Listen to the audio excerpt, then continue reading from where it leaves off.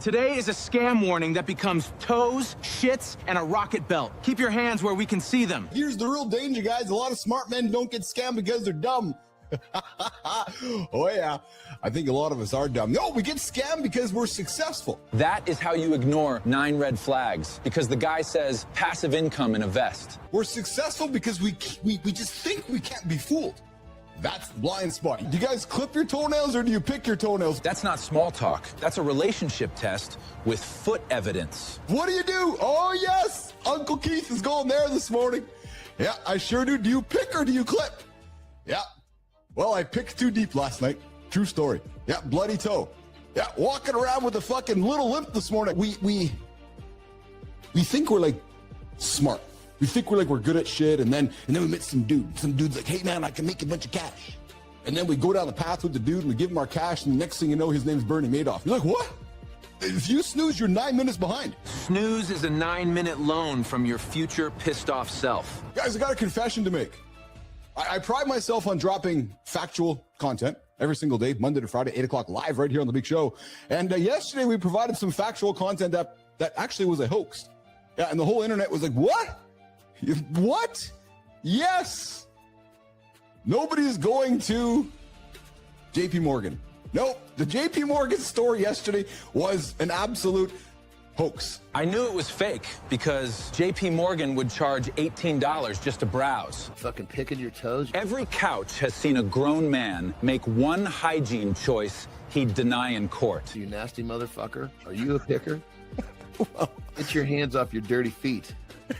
We're not on the farm anymore. I've been doing some work last night, and I may have been in my robe, and my toes were out, and I was like, my hands were just down there. Yeah, I had an unsettled asshole. Yesterday, I actually started getting the shits, which was kind of freaked me out. I swear to God, as soon as I pick up my computer and start walking for the door to come out here, my asshole goes, nope, go sit down again. Motherfucker, God damn it, I'm supposed to be there in 2 minutes. I give myself 2 minutes to walk out here, get plugged in. Never trust a 2-minute buffer. Your stomach sees confidence and turns into airport security. Jesus Christ. The show's all over the place this morning. I think the team behind the scenes is a little bit... Johnny, I think they're drunk. I think they might be drunk behind the scenes. Every live setup has one HDMI cable choosing violence and one grown adult negotiating with a webcam. Something's going on. Tech motherfuckers, you nasty son of a bitches. No wonder you didn't get any chicks when you were younger.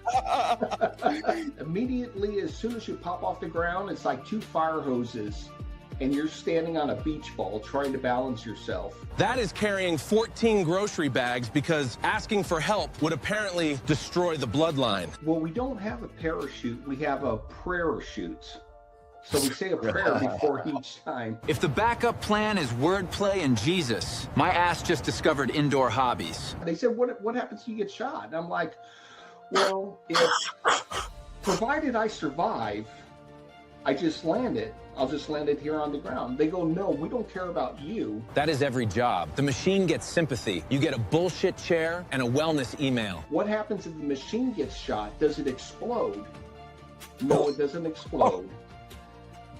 I would just lose pressure, and I would come in for, instead of having 100% power, I'd have 30% power. Now I'm going to break my legs, mess myself up, but it's still controllable enough to land in one of these designated spots that I pick out.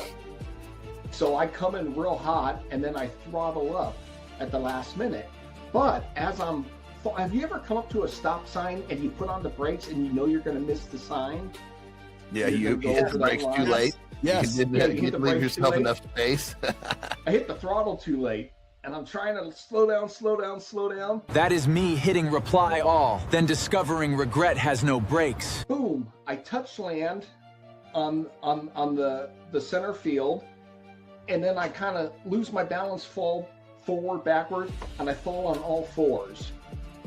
I'm like, man, this is embarrassing. And I look like, and the thruster, we couldn't get the thruster off, and it's just burning my leg. So my right leg was 3rd-degree burns, 185 inches of skin I lost.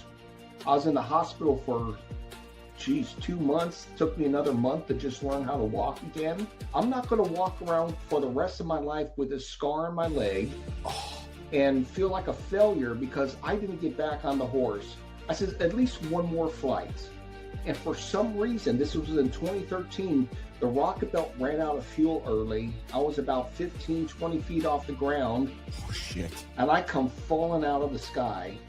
And 10 years later, I said, you know what? I'm not going to let my last flight be a crash. That's not closure. That's your ego leaving 1 star for gravity and asking for the manager. I'm going to get back in it. And I got back in it, and you have to see the documentary to see if I live or die. That actually works out well because it's kind of a safeguard from me doing dumb shit like trying to fucking pick my toes. I don't reach my toes well. So it's kind of a nice safeguard, keeps me out of trouble. I was like, oh, there is no fucking magic. If you're too fat, you can't fly, period. But as soon as I'm strapped into that thing, Yeah, everything goes away. That is the cleanest your brain gets. Mid-air or checking your bank balance after vacation. At that point, because you have to be focused. You can't let all that fucking anxiety control your thought process. You'll for sure crash. You know. Well, brother, you said that you gained a bunch of weight. Maybe there's a new business here because there's more fucking fat people that need to be impersonated than people that are in shape. Yeah, I'm just saying. I wake up at 6 o'clock every morning. I wake up an hour before my son. Yeah. I get in my massage chair. Yeah. You know, take a little nicotine pouch and sit there and massage and kind of prepare for the day. Would you rather have a viral clip that goes to 1 million fucking people, or would you rather have 10 people show up every single day for the rest of your life? No, it's the habit. Not the audience. No, it's the community. True story. Think about that for a second. Not the views. Okay, I got 1 million views. How many returned? None. Return is the real metric. Return is the real metric. Who comes back? Who builds you into their life? The asset is the habit. The habit. The asset is our room. The asset is our relationship. The asset is the fact that every morning at the same time, 8 o'clock, live, people know where to find you, know where to find me, know where to find us. That, my friends, is how trust compounds. That is how community forms. That is the real flex. Going viral rents attention. Return visits by the building. Full show is up next.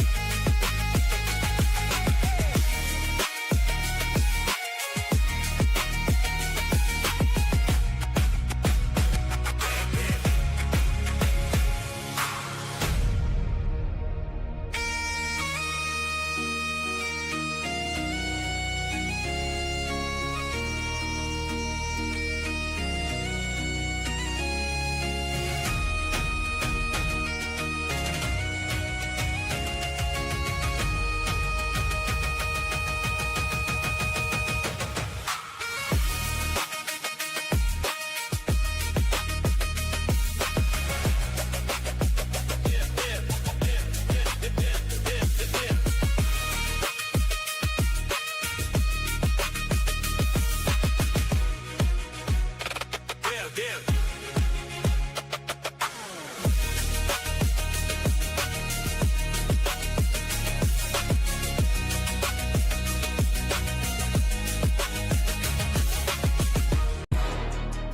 ever notice how every guy suddenly becomes a therapist after one bad breakup? Yeah, bro, I'm just protecting my peace. No, you're not. You just blocked everyone who tells you the truth. Now your circle's so small, even your group chat is just you and a pizza place that stopped replying. Today we're talking about why cutting toxic people might be the most toxic thing you've done. Only on Mornings in the Lab with Keith, John, and friends.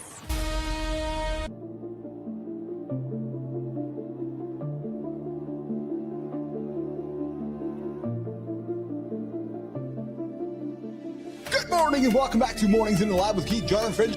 Your live morning show for real talk, motivating content, and big conversations. Come hit the like, come hit the subscribe, and come jump into the comments. Come check into the show. Come say hello. Mornings.live over on the Mornings in the Lab Live Network. Get up, build a streak, and show us your proof that you are up.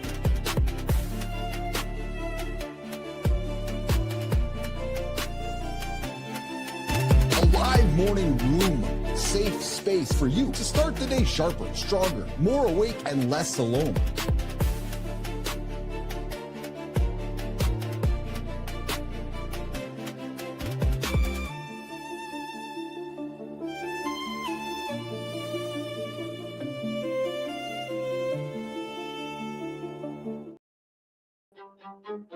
You know, there's a difference between protecting your peace and avoiding accountability. And if every relationship in your life just feels toxic, you know, we just might need to look in the mirror. We might need to look in the mirror at the common denominator. And what's that common denominator? What is it? What is it? What is it? Well, today we're going to break that down and help you rebuild something most men are missing right now. You know what we're calling it? We're calling it real brotherhood. But first, you know how the opener goes. Good morning and welcome back to Mornings in the Lab with Keith, John, and friends, your live morning show for Gen X men looking for real talk, motivating content, and entertaining conversation that, hey, May 4th, that helped them get started with momentum, clarity, and a kick in the proverbial hiney. Yeah, we call that ass. Yeah, oh, did I say ass? Yeah, I did say ass. Hey, listen, guys, this is an R-rated experience. Yes, it is. Sometimes it becomes X-rated. Yes, it also becomes X-rated along the way as well. Or whatever letter in the book. Yeah, it just might become that along the way here today. So good morning, everybody. Welcome to our big show this morning. We got a lot of fun things happening here on the show here today. Hey, we got to check in on the site, mornings.live. Mornings.live, go check in and come say hello. We got the daily poll. Kai is up on the poll. When a close friend seriously offends or frustrates you, what is your default reaction? Good morning, Holroyd. Is it face it heads on? Is it slow fade? Or is it immediate cutoff? What is it? What is it? What is it? What's the poll? When a close friend seriously offends you, frustrates you, what's your default reaction? Hey, daily question today is, what is the one default character flaw of your own that your friends have to put up with? Maybe it's called picking your toenails. Yep, my toes fixed today, guys. What are you talking about? Go check out Thursday's show. I revealed a bad habit. Yes, I sure did. And for all the snoozers out there, if you keep snoozing, you're going to be thousands and thousands upon minutes behind. And right now you are 1,116 minutes behind the dude who's getting up every single day. 18 hours, 36 minutes of your life gone, laying there. Yeah, listen to this for a second. You could have learned a skill. You could have fixed your body. You could have rebuilt an entire relationship. Instead, what did you do? Well, you negotiated with a pillow. Think about that. So just think about that. Think about that little decision in your life. You negotiated with a pillow for over 18 hours. Holy shit. Jimmy, can you imagine that? Hey, Jim just laying there, counting the minutes and the hours, just negotiating your life away. Yeah, I can't even imagine that whole situation. So guys, today might be the day you start your day without hitting the snooze button and get up and get after, because we are your daily live accountability partner here to help you start your day and get your ass out of bed with some positive energy, some positive momentum, and a little bit of fun along the way. Yes, we try to keep you out of the doom scrolling and put you into the positive scrolling. Good morning, Jess of you. What a shaking. Hey, Matty. Good morning, Matt. Good to see you. Good show this morning, brother. I enjoyed it this morning. I sure did. Had you on during my morning lift. Yes, that's what we do. Yes, we create habits here on Mornings in the Lab. Roofy's got a habit. I got a habit. And we invite you to join it. 7:30 and then 8 o'clock, 8:30 with Cheryl on Wednesdays. 9 o'clock with Paul Reeder on Wednesdays. And tomorrow, Sarah Barnes-Humphrey Yes, 9 o'clock. Yeah, 9 o'clock. Sarah Barnes Humphrey. Thoughts and coffee, some supply chain stuff. All right, what's going on today's show? Hey, could you imagine? Hey, Jimmy, could you imagine driving in your vehicle? Just driving away in your vehicle, and all of a sudden, a plane hits you? Yeah, true story. It happened. We're talking about. And another thing too I'm going to talk about today is I think I got to go look in the mirror at my own value. Yeah, good morning, Jay. What's shaking, Jay? And do you guys ever look in the mirror at your own value? Because I know I devalue myself considerably. I know that I do. It's a bad quality of mine. United States, $25 minimum wage. Whoa. $25? Good morning, Rico. What's shaking, Rico? Hey, Roofy. I remember growing up, I was happy when I got like $4 for fucking minimum wage. Yeah. And then I got a job at Gainer Foods. I was making $7. Now $25? Listen, I am not complaining. Nope, not at all. I'm just observing the Gen Xer guy, and I know I'm sounding like an old man right now. And I know all you guys out there, Sullivan would shake and Sully. Hey, Sully, I saw your note in LinkedIn. I apologize I didn't get to it on the weekend. I know I got a bug in clips, the clip engine we got going on here. I got to get some stuff in there. Here's the reality. And I'll get to the reality a little bit later in the show. It's a tough weekend. Oh, fuck, tough weekend. Tough weekend on the code, tough weekend behind the scenes. And as a result, some stuff just has not been getting done. So, Sullivan, I saw your comment. I absolutely appreciate your enthusiasm. $3.35 an hour, 1988. Dude. And now it's $25, man. They're proposing $25. And again, it is what it is. It's funny, I went to Piper's at the Anthracite yesterday, and we got tickets, and my mom pays me back, and she's like, so what do I owe you for tickets? Like $20? I go, 40. She's like, $40? I go, yeah. Like, what do you buy for $20 today? Right? At the event there, it was 2 drinks for $20. Yeah.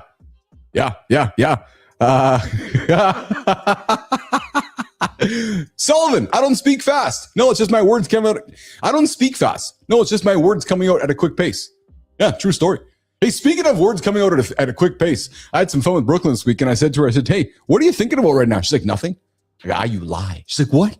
I go, come on. What's nothing? 9 letters. N-O-T-H-I-N-G. Or no, N-O-T-H-I-N-G. 7 letters. And I said, so every single one is like a letter. She's like, oh, yeah. I said, so you're actually thinking about 7 things. And then I said, if you add on to that, she's like, oh, I had her laughing. So if somebody asks you, what are you thinking about right now? Don't say nothing, because you're actually thinking about 7 things right there, 7 different letters in the alphabet.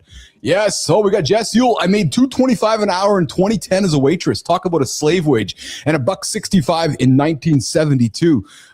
Yes. Well, so I live here in Canada, where my dollar's worth like, I think 8 cents. Yeah. So don't even talk to me about currency, because my dollar is actually worth not very much money these days. Yeah, true story. So having some fun. We're talking minimum wage.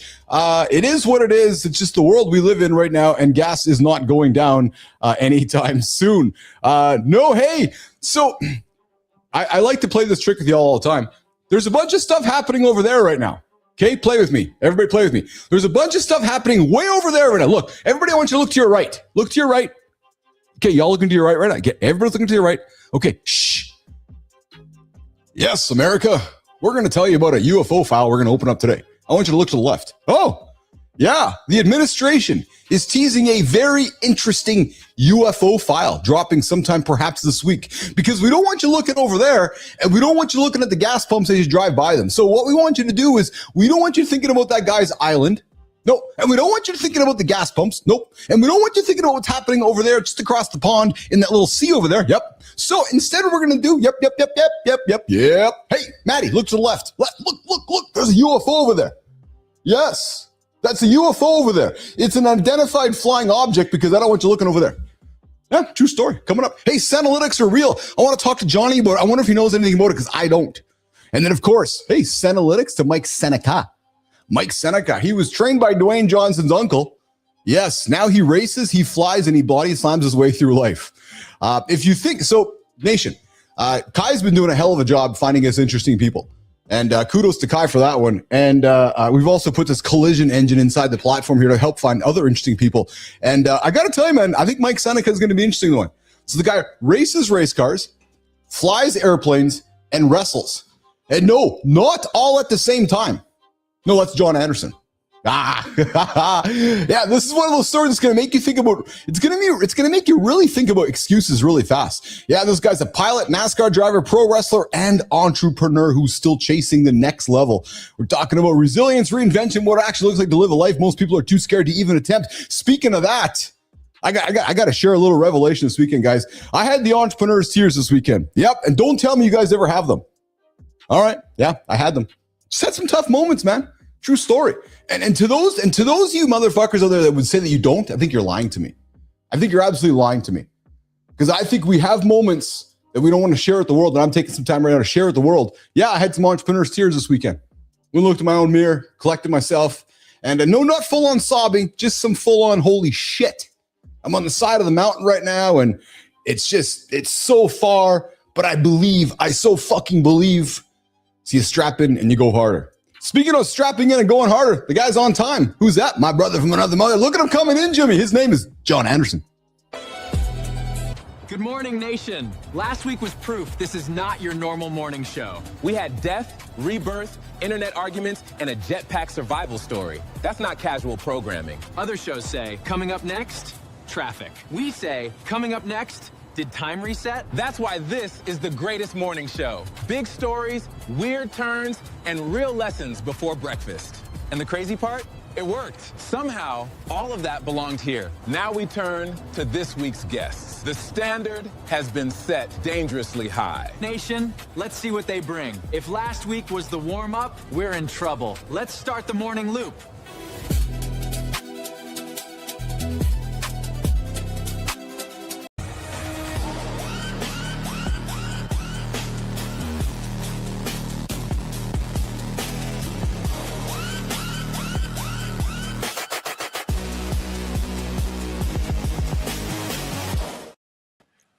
Dude, that's exactly my buggy.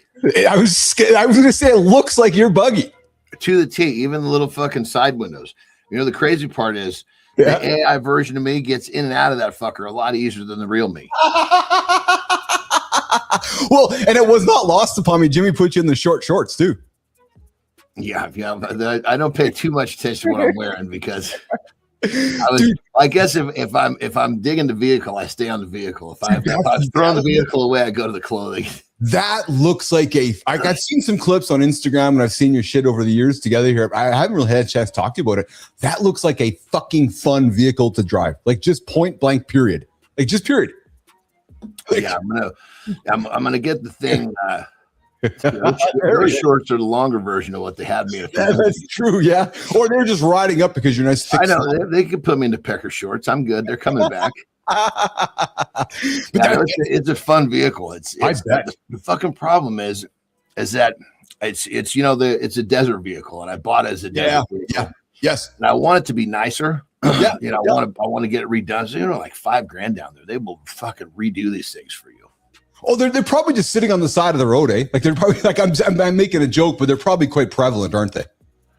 Like, it just depends on what you're looking at. See, mine has 4 seats. Those are not. Oh, okay. Most of them have the gas tank where the back seat is. Okay. Oh yeah. Mine's got a gas tank in the front. So, but ultimately, I want to just kind of get it redone and repaint it and just to make it look fucking really cool. But then I got to put it in the garage, so I got to wait until I get more space built down there. Yeah. How are you, pal? Look, dude. I heard some tears. I want to hear some details. Yeah, I couldn't get here fast enough, man. I couldn't get here fast enough to spend some time with you, spend some time with the community, and spend some time where my comfort space is here. Now, you know what? I wanted to put it out there because I know that's my role, your role, our role as what we do on the show is to share what's going on in our world and hopefully invite others to maybe share some of the same. I had a tough weekend entrepreneur wise, dude. Just some moments that I guess the metaphor would be you're in the rack and you're fucking crushing and I wasn't bawling, that there was no crying, but there was just that emotion, like those tears that like this is fucking hard, and then you lean into but I believe, right? And John, usually there's a catalyst to that moment. Yeah. Oh, the catalyst was just I know what it was. So you know what, pal? Look at the calendar. I can tell you right now, June 1st, it'll happen again. Every beginning of the month, It just happens for me. It's like time, you know what it's like, brother. Time is creeping on us, and I can't get up the mountain any faster than the mountain will let me. And here's the beautiful thing about you've first, the first positive thing is you're spotting it. You know when it's coming. Oh, I know it's coming. 100%. Yeah. So it's like it's the old saying of, you shouldn't get hit by the bus you see coming. That's fair. Thank you. Yes. So you know that the 28th, 29th is coming. So I'm just fucking putting yourself in the position of, look, yes, I can make these tears of anxiety, or I can make these tears of joy. What's it going to be? No, you know what, pal? Reprogram your mind. And that is why I needed to get here this morning. True fucking story, because of this, right? Like, I'm already feeling better. And it's just sometimes, tears of anxiety, emotion of anxiety. And then here's the other thing too, brother. I was working with my agents and they just weren't cooperating. And I'm being serious. AI agents. Yeah. And they just weren't fucking, and it's funny, nation. I'll teach you all something. If y'all would look back at some of my chat scripts this weekend at all the F language that was used to get shit done, Johnny, dude, there were some conversations that I had to actually, I was dropping language that I wouldn't even drop around some of my enemies, but it was working. And it was to get shit done. I was fucking screaming and yelling and dropping F-bombs. But yeah, but hey, here's that's the kind of stuff right there that, and I know I've had those moments AI too. Little fucker, I just told you not to do that. Yes. Thank God this is not a human being. Jesus Christ. That's the thing. But the point is that then what happens is now the phone or the AI or the agent is using us. Well, so that's who's using who? Ask yourself a question. Who's using who? This fucking thing has taken me out of the space where I want to exist. So you know what I did? I fucking closed my laptop, went to bed last night. That's exactly it. Because I realized that it was getting control of my better wellness, and I was like, no. How'd that go for you? Just shut it down and get in bed. I shut my laptop, went to bed. I was like, fuck it, I'm just going to bed. How'd that go? I mean, that's my question. Were you able to let go of it and fall asleep? I was. Thank you for asking. I was. I closed it up. I picked up Lola. Lowered him, went to bed. I picked up Lola. I snuggled her, dude. True story. Snuggled her. I went and laid down in bed with her, and I fell right asleep. And I woke up this morning pretty damn good. Yeah, you're probably just past that point. Past that point, you just didn't know it. Yeah, and you know what? So I appreciate the conversation this morning about this. And here's the other thing too, pal. I had Piper's dance recital yesterday too, and that was a dad moment too for me. My daughter's 16. It's kind of like my last week of driving her. She's driving herself next year, so it was one of those I mean, in all seriousness, who the fuck's going to get in the car when you want to drive backwards? Nobody. You're on your own. You're fucking awesome, Anderson. It's like, fuck, man. That's always really stressing out about who am I going to drive backwards with? You're fucking awesome. I love you so much. But it was also that reality too, that holy shit, right? We're getting older. Her dance recitals are changing, and my little Brooks is getting. Buddy. But I got to tell you a sense of pride though. My little Brooks. That was good. That was good. The O. That was like a real O right there. It was. Yeah. Because you're going to love what I'm going to tell you next. Little Brookie, 10 years old, ran her first 5K marathon yesterday in 37 minutes. What's a 5K marathon? So she did what is it, 2.5 miles? Like a 2.5 mile, like a 5K run. She ran a little marathon, a little mini marathon with Lauren. Okay, so I got you. So it was basically the marathon's like a fun title. Yeah. So like a 5K run. So whatever that would have been, 2.5 or 3 miles, whatever that was, right? So 5K is 2.5 miles. Yeah. So she did it, Johnny, 37 minutes. Yeah, that's good. That's fucking moving. It is, yeah. So I for that age, that's good, fucking really good. Let me know a lot of fucking adults who can't even do that. Dude, 10 years old doing it. So I was like, and she got up, she did it, and and here's the thing too, she was sick yesterday morning. She's home from school today. So she wasn't feeling very good. And Lauren's like, you sure you want to go? She goes, yes, I want to go. So she went. So Johnny, no excuses, man. So proud of that little girl. So it was a full weekend of just emotion and life. How does that sound? Life. There you go. How was yours? That's good. We got guests here. My neighbor Burke came up for the weekend, which is cool. Nice. I got Cam and his lady right on the other side of the wall in the guest house. So yeah. So we've got still today will be another be another fun day. Although it's a little windy, so I don't know what we're gonna go ride. But fun. Yeah. Either way, I can tell you're feeling a little better today. I can tell. And how's Terry feeling, by the way? She's doing good. She's doing good. Yeah, I think. I was actually thinking about that today as well. I was a little. It's like I don't even really know how to describe, but it's just one of my. I'm trying to figure out which one of my experiments is doing the job. Good morning, Whitaker. Good to have you back in the lab. Cheryl Rafael Whitaker is back in the lab with us. Hey, Johnny. So a couple things, man. I'm excited to get to you at. When you were growing up working, and I know you didn't have a job, but you're doing painting and you had a bunch of different things making along the way.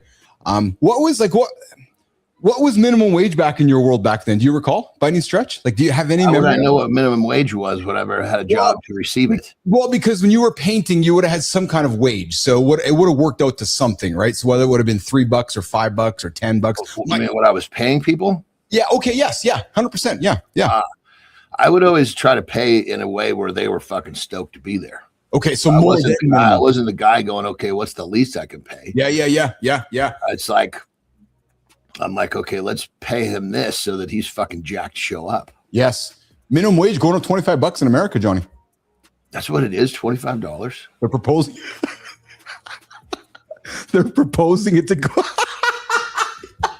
Well, because it just shows how fucking worthless our dollars become. Fuck that's me. A natural response right there. Well, dude, because that just shows me how fucking how weak our dollars become. Fuck. It's true. Because is it really 25? No, it's not 20. It's like fucking 15. It's just our dollar just fucking reflects. Hard to argue with that point of view, actually. But yeah, I guess there's a proposal. I mean, think of some of these poor motherfuckers that get jobs at minimum wage. That is not a $25 an hour person. No. That's what I'm saying.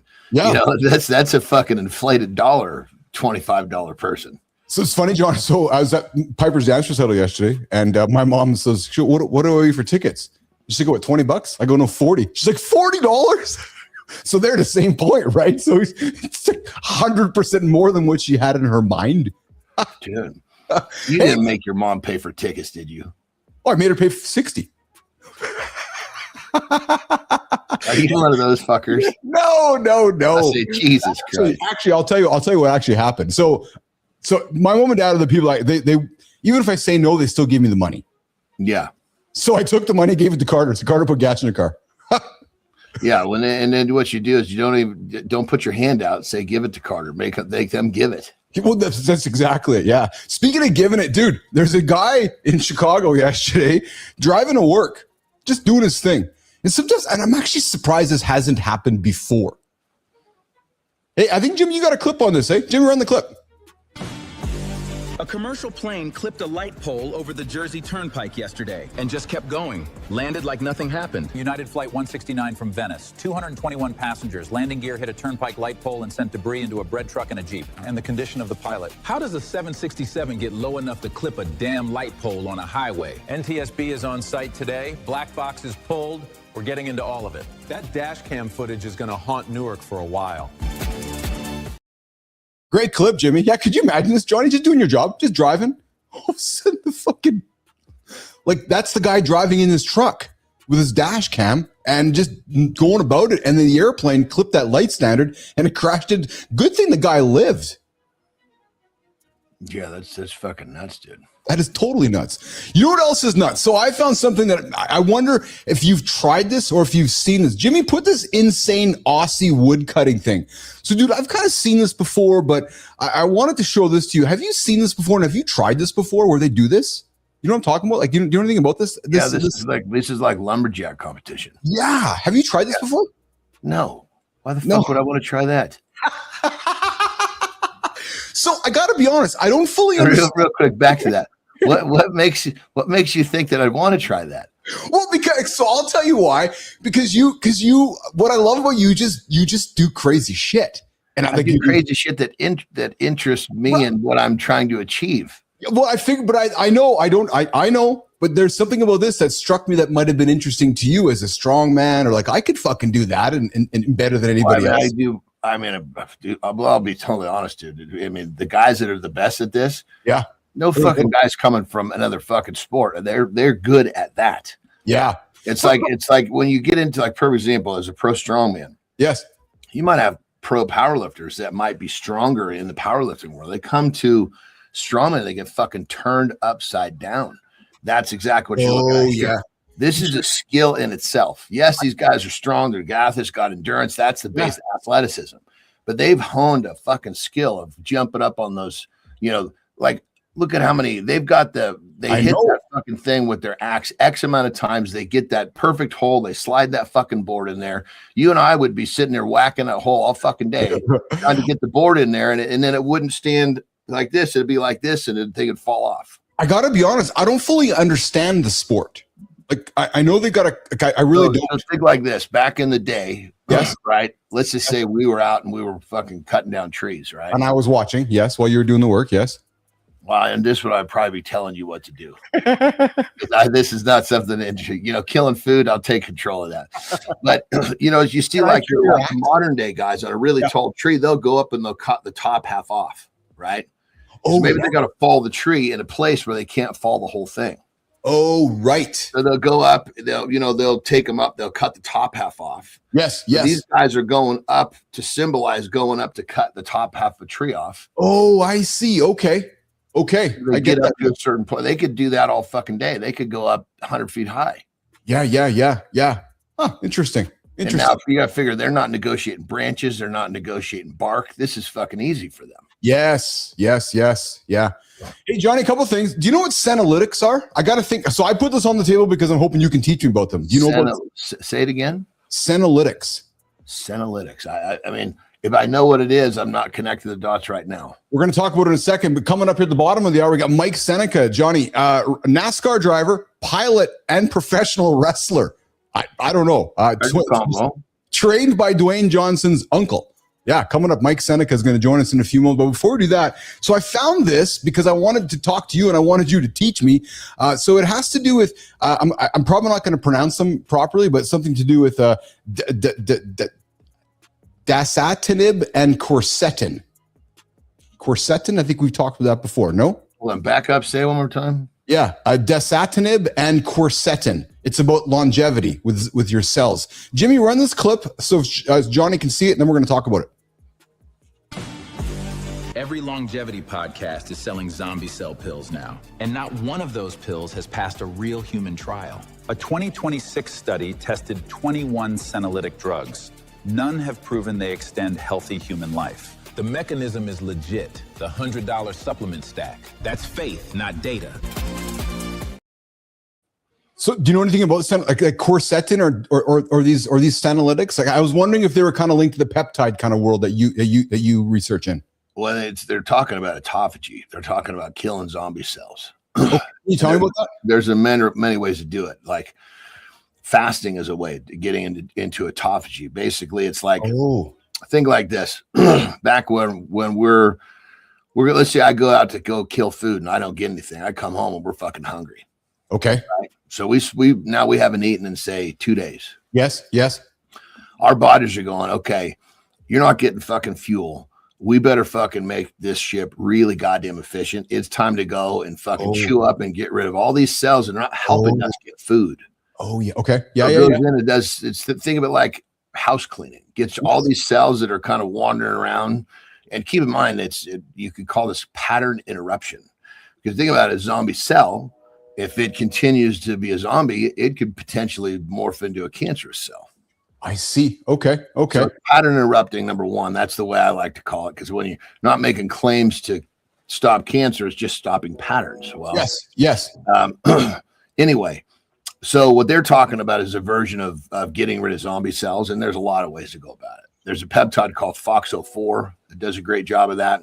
Yeah. You can do it through, there's a lot of arguments that you can, if you have a eating window of, I think it's 8 hours or 10 hours, that you'll get autophagy, on some bit of a regular basis. If you're not overly consuming, there's so many different ways to get autophagy. Interesting. Okay.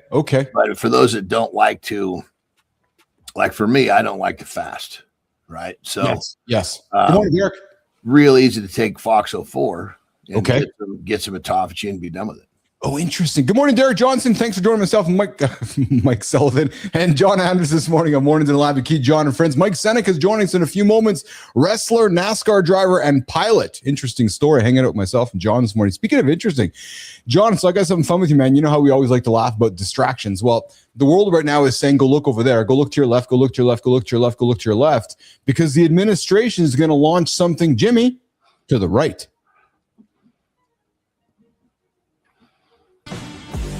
The man with the orange hair just told NASA astronauts the Pentagon is dropping UFO files that have never been public. And the guy who ran the UFO office says there's nothing in there. The man with the orange hair signed a directive in February ordering agencies to declassify UAP records. The Pentagon's AARO office is preparing the release right now. Navy officers saw a glowing Tic Tac emerge from the ocean. That's in the official record. And Sean calls it bluster. So who do you believe? Yeah, so as simple as that. I know you and I grew up in the UFO era. Well, apparently they're going to release some UFO stuff maybe this week. Yeah, exactly. Just to distract us from what's going on over there. Hey, I got a question for you. Yeah. That was like especially your futuristic perspectives, and obviously your ability to understand techie shit. Yeah. So what is it? And this is the first little wind I've heard of this. Yeah. So, and it makes a lot of sense, but I mean, I just don't know enough to form my own opinion and stand on it. Yeah. The whole idea of Bitcoin being a total of, there's never going to be more of them, right? Yes. Yeah. So like truly one of the only things that we know that stands against inflation, because gold, they can dig more, you know what I mean? Dollars, they print more. Yes. So that being said, and with some of the major fucking buying that's going on, yes, do you foresee a fucking Bitcoin shortage in the next 5 years? You know what I've been asking myself about Bitcoin? It's funny you asked that. I'm asking myself this question. I'm asking myself if we're going to have some kind of event with it. So I'm going to air quote event. So what does that mean? Like, to your point, is it a shortage? Does it bottom right out to like 0 or 10,000? Does the truth get revealed behind it? Like, I'm starting to wonder, like, we're kind of like, as we kind of move over the next few years here, whether there's going to be like an event. You know what I mean by that? And that's kind of leaning to what you're saying. Like I feel like something's going to happen with it. Because what is it? Micro Sailor, he's now got this thing where he's going through strategy where, I mean, he's fucking buying more than there's being produced. But keep in mind, Johnny, he's got a view on, like, he has to at this point, right? He's so far in. So yeah, he's buried. He's got to keep going. There's no way out but to go keep digging. Yeah, right. So what do you got to do? You got to keep selling. You got to keep pumping, right? You got to keep your message out there. It's like what was the name of the two brothers that did that to silver? Oh, Hunt's brothers. Yes, I think. Yeah, just like that. They just went in and kept fucking buying, but the difference was that regulators changed the rules on them. There's no regulator of this. Well, that's my point, and that's why I'm wondering again. Just Keith's varied opinion of reading that it seems like, Anderson, we're due for like an event, which then maybe makes regulation step up, which makes banking. You and I've talked about XChat. X wanted to launch banking. Like I feel like John, there's a bunch of things happening where an event has to happen for us to kind of go, okay, here's some new rules here. You know what I mean? But you know what I mean? You know exactly what I mean, right? I think if I had to say, if you said to me, tell me what you think it is right now. Yeah. I think it's got to do with this freaking war, which I agree. Is really designed to break our current system so they can usher in the new system, which is going to be digital, and Bitcoin fits right into that. I have a hard time disagreeing with that. And it's just, okay, here's Bill is calling out his fucking theories and conspiracy stuff. Like, I don't think November is going to happen this year. I don't think your midterms are going to happen. That's just my opinion. I don't think it's going to happen because I think we're going to be.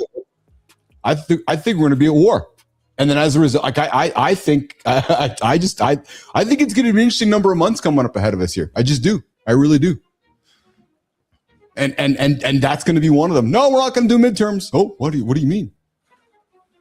Because they can. If you're at war, you don't have to go to. You don't have to have an election if you're at war.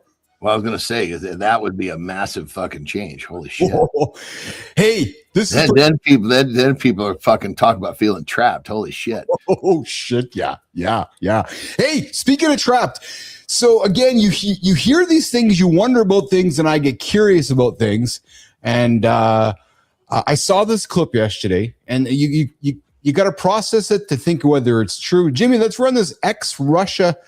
Look, I'm just going to stop talking. Is someone who is taken virtually from birth and trained to be of another nationality. The Russians are very good with sleeper agents. No other country that we know of uses sleeper agents. Let's say you're born in Russia. From the age of 2, they take you from your family with your family's acquiescence, and they take you to an American-style town that they've built out in the hinterland in Russia. They teach you to speak English with an American accent. You watch American TV shows, you watch American movies, you eat American food, you get an American-style education. So I have no idea that you're not American. And then they send you to the United States with a fake ID. I was born in 1964, so they'll go through death records from 1964 and they'll look for deaths where the person was only a day or 2 old. They'll take that name and the birth date and they'll get a social security card with the birth date. They'll use the social security card to get you a passport. So you come here with an American passport, everything's legit. Now your name is Bob Smith, which was really that baby's name that died. And you get a job.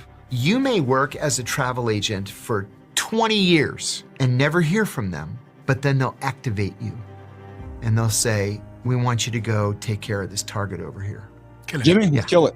Or we want.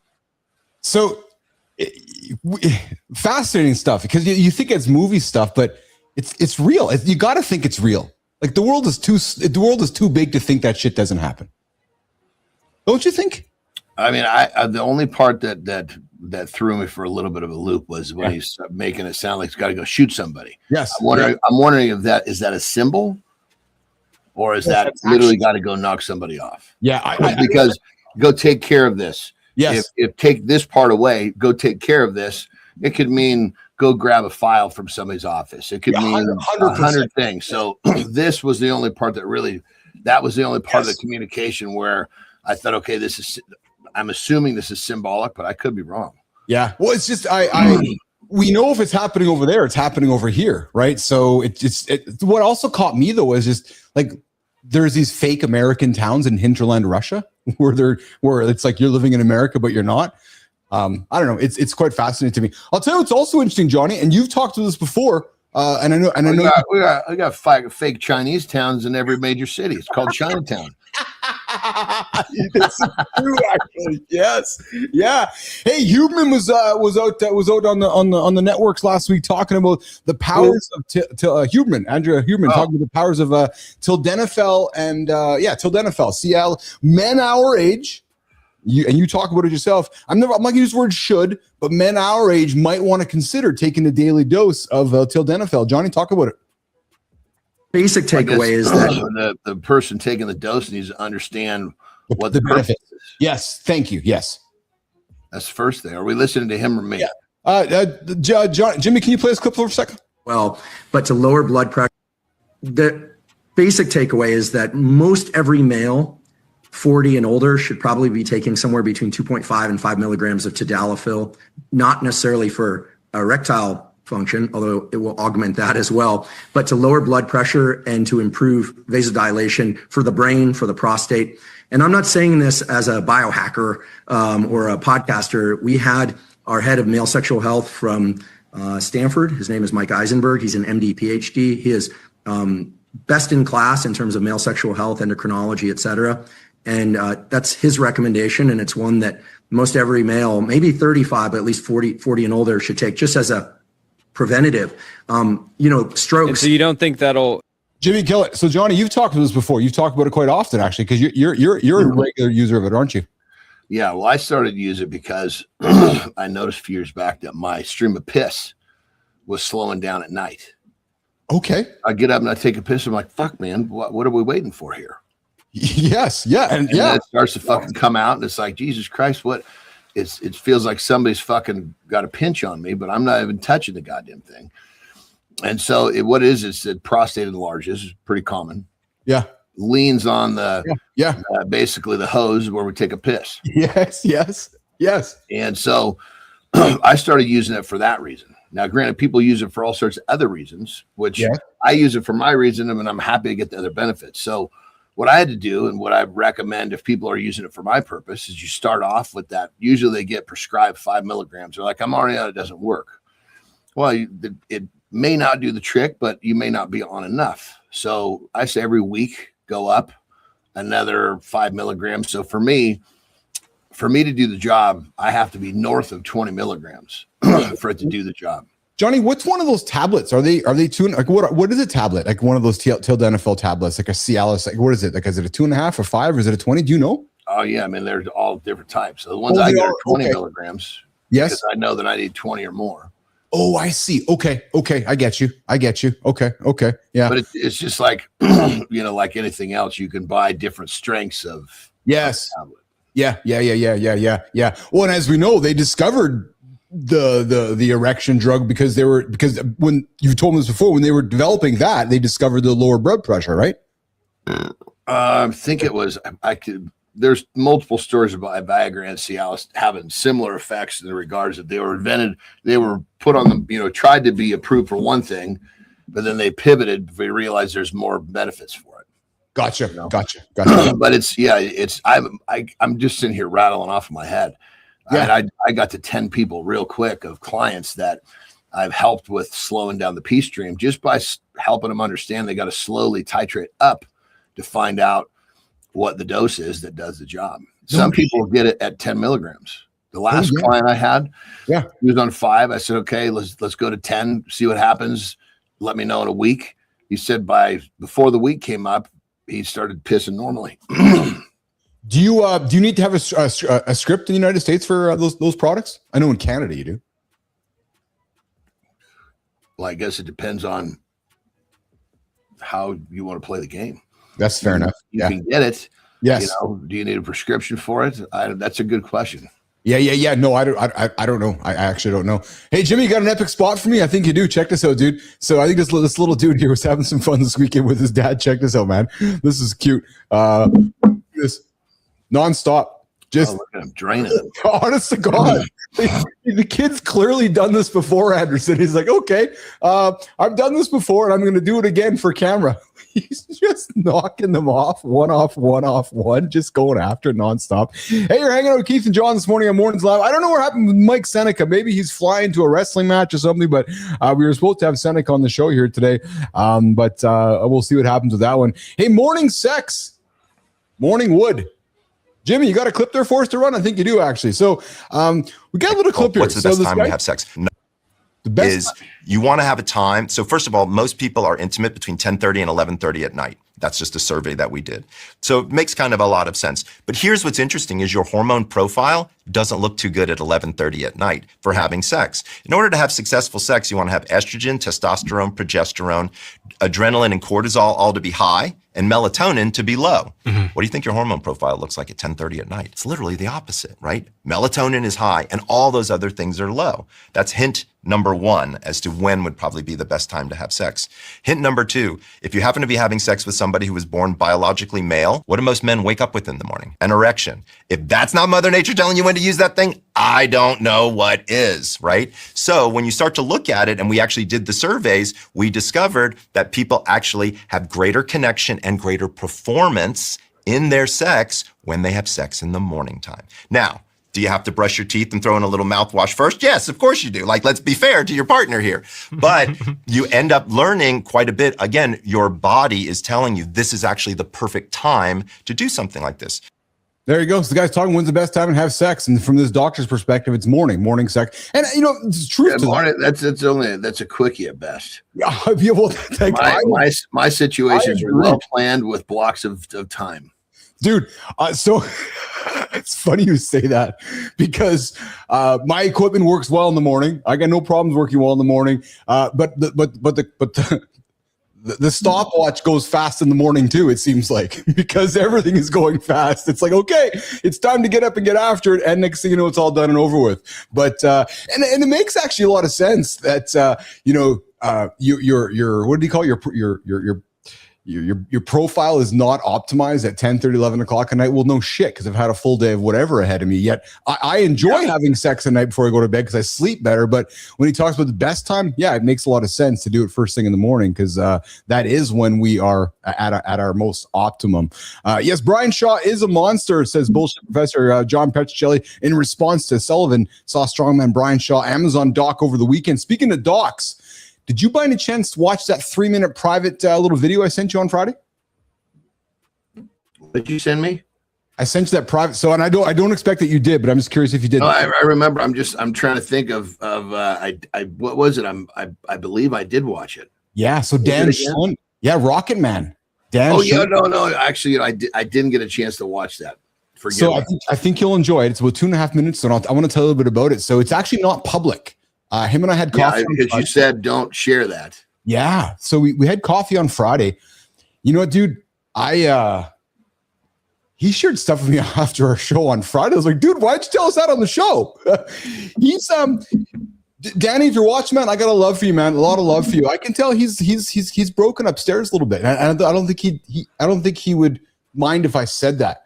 He has a strong itch, but he's got a lot of fear about what's happened to him with that rocket belt. And the point is, so he's financed this whole documentary. He's shopping it to Netflix and Amazon and so forth. He's into it for hundreds of thousands of dollars. Like, we're talking big money. And he dropped that clip. I shared it with you. And he's hoping that's going to be up on one of the platforms here over the next whatever year or so to get his story out there about the rocket belt and being Rocket Man and what all that was about, man. It's actually a pretty cool clip. Because I think you're going to recognize a bunch of just some scenes of you and I just growing up at situations like Wide World of Sports and shit. We're like, oh yeah, there's the Rocket guy. Well, it was Dan Schlund. Yeah. Yeah. It's definitely interesting. I would not have expected a lot of the stuff we learned about the actual apparatus. I know. And then I saw that clip and I was like, oh yeah. And then there's a scene in that clip where you see his last crash. And that's how the clip ends. And it talks about how, it shows the crash. It doesn't show him, but it shows him crashing with the scene basically saying, Dan hasn't flown since 2013. And it's quite a riveting drama. And I hope it gets it released. And let me ask you a question, brother. So you say it's broken, but we're all broken. Yes. The question is, the people that have usually, I hate to make the blanket statement, but usually the people that have found where they're broken and they use that to their advantage are the ones that really move ahead. Has he recognized that as a strength yet? I don't know.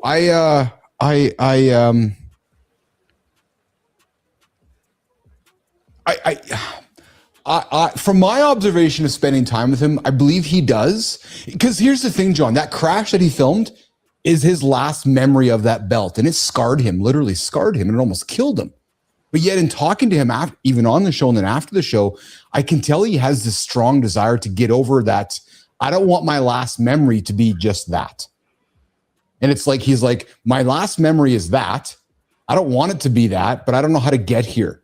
Right? And he even talked to me like, I'm fat, I can't fly, I want to fly.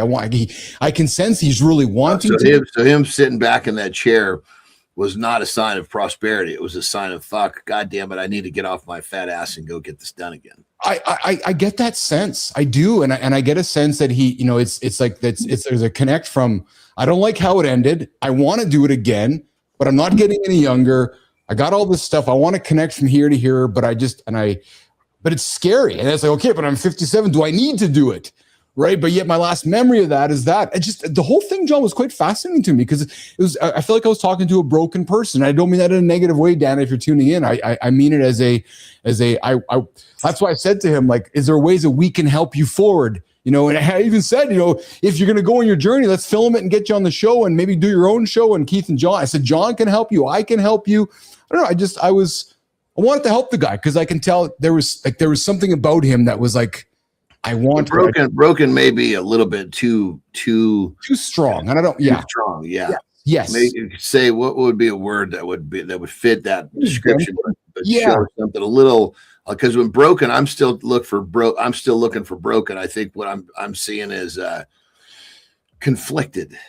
That's a better term. Thank you. That's a much better term. So, Dan, yes, that would be the term that I'd want to use. Conflicted instead of broken. You're right. Broken means you're busted.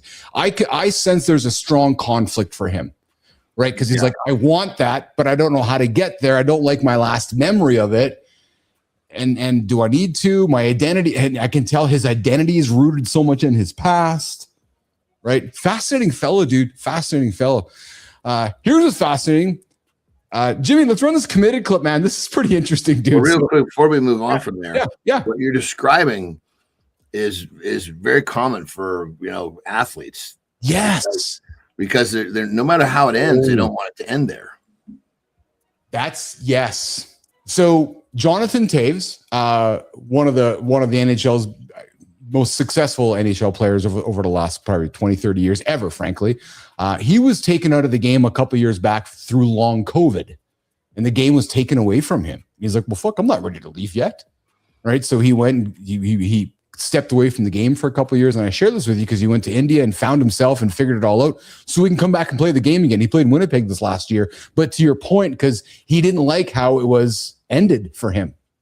Right. So it's like, I need to find a way to end it on my terms. And John, great segue to bring it back to Dan. That's what I felt through Dan's conflict. Thank you for I think he's pivoting. He's trying to pivot out with this documentary. Yes. It's just the documentary works. It'll probably fill that void. I'm hoping so, but I'm wondering though, after talking with Dan, if that documentary is the impetus to help him close that final loop for him. Which is, okay, the documentary is out. I'm going to go lose some weight. I'm going to strap the pack on one more time. I'm going to do one more flight. I'm going to successfully land, and then it's done. Like, I just wonder, right? Well, you got to, I mean, in this is where you have to have your next step plotted. Oh, for sure. Yes. Yeah. You can't just put down the pack and have your both feet standing and go, what the fuck am I going to do now? You got to know where your first step's going to be. Well, that's interesting to hear you say that, right? Because what you'd be inviting Dan to think about was that before you even strap up and take that next flight, you need to have, you're right, that decision made when you land, that you're at peace with taking it off and that you're moving forward. It's like when we were talking about Cena retirement. Better, he's got to have the fucking next step planned. That's what I mean. He has that fucking crash. Oh, yeah. Well, yeah, you're right. Even that. Yes. Yeah, because now all of a sudden you're making decisions based on a crash. Oh, fuck. Yeah, you're right. 100%. That's making decisions on scarcity. Yes. Or fear, or, you know, when you want to make your decisions based upon that abundant position. That's such a well said, man. How many times we make bad decisions, we as humans, because of scarcity or because of fear? Right. Where if you got to know what your next step's going to be. If you can just pause to get out of a moment, right? Yeah. Every single time that I have pivoted, I've known what the next one's going to be. You did, eh? Yeah. Before you even made it. Because it's switching gears. Yeah. You don't get stuck in fucking neutral. Yes. Yeah. Was this guy neutral going down the truck? Jimmy, run this committed, man. I always like watching interesting things because I'm just a curious dude. Dude, this is fucking awesome. Watch These this. dudes can do fucking crazy shit. I know. I know. And if they know what they're doing, fuck. Yes. Yeah. But this is so beyond me. Like, I'm good behind the keyboard and the fucking computer shit, but this, like, I don't understand all this lever shit in the real world. Like, I would get on this thing and fail, like, right away. But this guy just fucking gets himself out of the truck in his own little way. Like just as simple, like, to him, probably as simple, like, look at this. Yeah. They move themselves around with those arms. Yes. Have you ever driven one of those things, Johnny? No, I could have. When we were having our pool done. Yeah. The dude was like a really cool cat. We actually became buddies. He was just here last week. Okay. Yeah. He actually could drive those things like fucking nuts. Like he's a second generation pool builder. So he'd been driving this thing since he was 5. Oh, geez. So he was like a 7 or 8 time world champion. They put like obstacle courses and shit, and how fast you do this. So he's going around the back of our house, driving down this fucking crazy little track into this fucking deep pool, getting a load of shit, driving back out, hitting our driveway with a full scoop, right? Which I can't even believe he's going up and down. Like, how the fuck's he getting? But then he puts this thing in a fucking wheelie and drives it, 50 fucking yards to the front of the fucking house so he can put it in the dump truck. And he's out there having a ball. Yeah. It sounds like, see you later, Holroyd. Have a good day, brother. It sounds like the guy who's doing my pool. I was a number of years back. He had a very similar cat in the backyard. And I came out one day to see him. I'm like, you're having fun, aren't you? He goes, oh, yeah. This is like a canvas to me. I just love driving around. And it's like, he's like a big Tonka toy, just like you sound like your buddy, right? Yeah. And it looked interesting to me, but I was like, I'm probably going to be more entertained by watching you. Yeah, you and me both. Yeah, 100%. Yeah, I don't. It's not an interest of mine. We talk about interest, but just not even a skill. Not even. He was at one point. He was really cool cat with this huge fucking tree stump that needed to get pulled out of the ground. Oh yeah, right? And the equipment that they needed to. It was back at the lake, and it was a tree that had died. Right. Yes. And so they get the equipment back there to dig it out or whatever the fuck, those wheels where they chew it up, where it was just really difficult to get the equipment back there. And anyway, so he's like, dude, I'll just fucking go get it out of there with one of my pieces of equipment, which was way undersized. And he even told me that. He goes, it's going to take some time, but he's pushing these things with these fucking joysticks. And there's so much tension built up in this fucking machine, right? Oh yeah, yeah. The machine would start to, like, I don't know what you call, like, shake, shuttle, because it would push to the limits. Yes. So you'd see him. He goes, you got to feel this. He goes, I got to put it right to the limit, but if I don't listen, I'll break the rams or the cams or whatever. Yep. So he would feel it, and then I would watch him. He would be like almost like not looking. He's feeling, and then if something happened, he would just go like this, and the joystick, and the whole thing would settle down.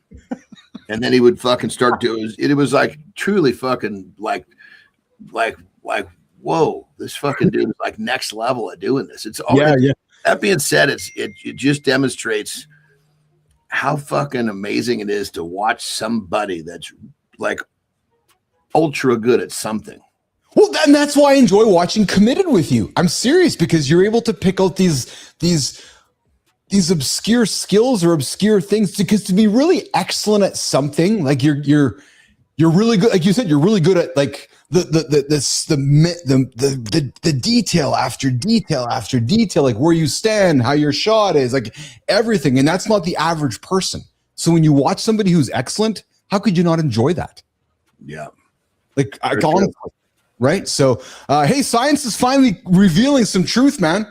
The horny teen myth. Petro, ears up on this one, brother. Men's real sexual peak is, hey, Jimmy, run the clip. Early. They told every man alive his best days were at 18, and 67,000 people just said that was a lie. A study of 67,000 people found men's sexual desire actually peaks in the late 30s and early 40s. It's not just hormones, it's confidence, sleep, stress, all of it. So the guys who think they're washed at 35 might actually be entering their prime. I'm just saying. So this makes sense. So I guess in terms of how we position this thing. Yes. Are you talking about when you're getting the most fucking boners? Or are you talking about when you feel like you're at your fucking peak performance driving your vehicle? Yeah, well, fair point. There's probably a couple ways to look at it, right? I got more fucking boners in my fucking late teens than I've ever got in my fucking life, but I had no idea how to fucking operate the equipment yet. Yes. Once I got over the pile of kitten situation, I would agree with that. But I could certainly see why, as we age. Well, and I've thought about that over and over, brother. Yeah, I think I don't know why this happened, but the universe does everything for a reason. Yeah. The universe sent you to this fucking snap a rubber band doctor, yes. which fucking I think made your problem so much fucking worse. Jesus Christ. But it's done such wonders for our relationship. It's given us so much. Yeah, I think that's it was brought in for this. Yeah, that's right. So when I went to that psychologist years ago and I got that elastic band, he was psychic. He knew what was going to happen in like 40 years. Yeah, little did I know it was going to be a key part of our relationship. And now you got like 16 fucking things to snap on your hands at all times. Oh, I love it. I can see this though. We're gonna do a lifestyle tip with Anderson, reset hour 2 in a quick second here. You know what we got to do, brother? I'm thinking about this. The nice step up to this, and I'm sure Lauren would be happy to take part in this. Yes. We'll just get you one of those fucking collars that they give mean dogs. And every time you get a flaccid cock, she's just going to fucking zap you. Right around the neck. Shot collar. Oh, we're talking collars now in the bedroom. Are we talking? You're talking zapping collars. Yeah, we're talking electric zapping. The ones that will take a big attacking dog and sit him on his ass.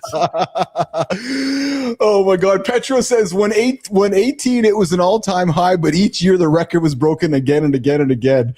I don't know if I want to ask much about that there, Petro, when it was 18. Yeah, but I can certainly see how as we age, the idea of sexual peak, right? You know, your libido's higher. You know what you like. You know what you want. You know what you're good at. You know, you're not. That's the question: is libido higher, or are you just better at what you do? Oh, that's an interesting question. Yeah, that's an interesting question. I don't think. I mean, from my experience, I can only speak truly myself. Yes, it was never fucking higher than in my early teens. Well, I shouldn't say early teens. Well, fuck my teens. Jesus Christ. I mean, it was off the fucking charts. I'll tell you what's off the chart. My co-host, my brother from another mother, his name is John Anderson. He's going to drop a lifestyle tip. We're going to do a reset at hour 2. And then we're going to come back and keep the show on the road here today. We're talking about cutting toxic people out of your life, plus a few other things on the table that we haven't had a chance to catch up over the last little while. We got a bunch of interesting people coming up over the next number of weeks and months. I'm going to tell you about. But coming up right now, lifestyle tip hour 2, Keith and John this morning on Mornings in the Lab with Keith, John, and friends.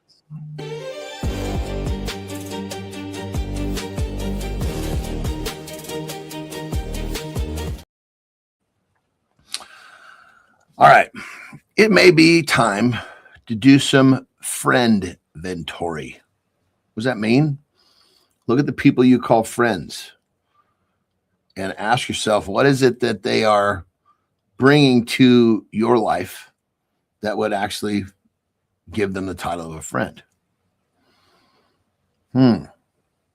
Because we find that many people that we call friends, you know, they're takers. They may not even know they're takers. You might not even know they're takers. These are people that always seem to have a problem that you need to be involved in. These are people that always seem to need something. Rather than people that are building you up, bringing their own positivity, they're sucking your positivity because they don't have it themselves.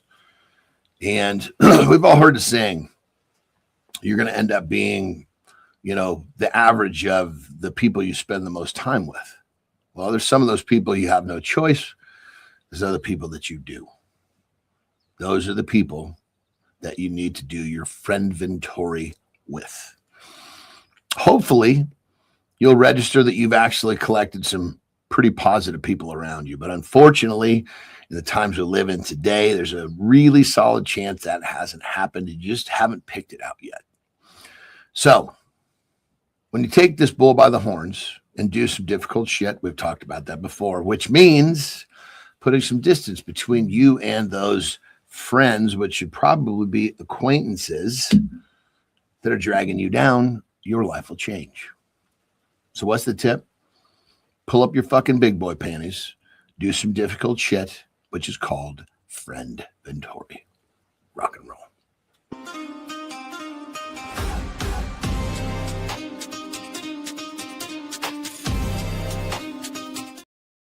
Good morning. Good morning. Welcome back to Mornings in the Lab with Keith, John, and friends. We're getting after it here on a big Monday morning in the first week of May, May 4th.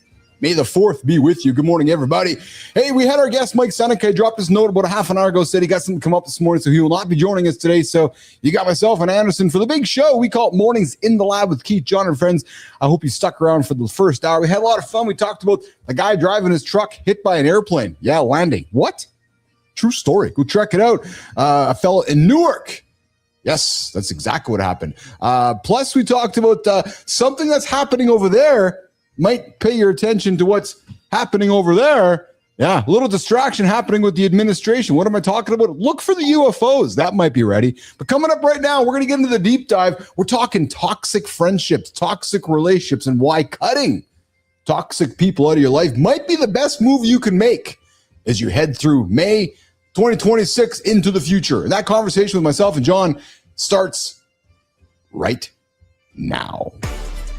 You didn't cut toxic people out. You cut accountability out, then called it boundaries. And now the only one clapping is your ego. Protecting your peace is fine. Using healing to dodge hard conversations is just emotional tax fraud. Real brotherhood has friction. If nobody can check you, you're not peaceful. You're fragile and bored. I didn't cut anyone off. I just protected my peace for 18 months. That's called being alone with a slogan. So Keith and John, when a man says, I'm setting boundaries, is it self-respect or a cowardly way to avoid being called out?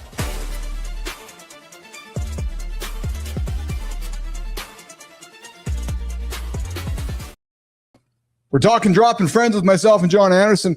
Hey, Johnny. You know, brother, check this out. You know, obviously my lifestyle tip lined up to this. No, perfect. Well, because normally I come into the show with an idea of what I'm going to talk about, unless something comes up that we talk about that supersedes it. Yeah. And for some reason today, yes, I didn't have the first fucking clue what I was going to talk about until you said lifestyle. I looked up, I'm like, oh, fuck. You got like 30 seconds to prepare for this. And then something you said about, you know, blah, blah, blah. Yeah. But that was like probably the most, what's the word I'm looking for?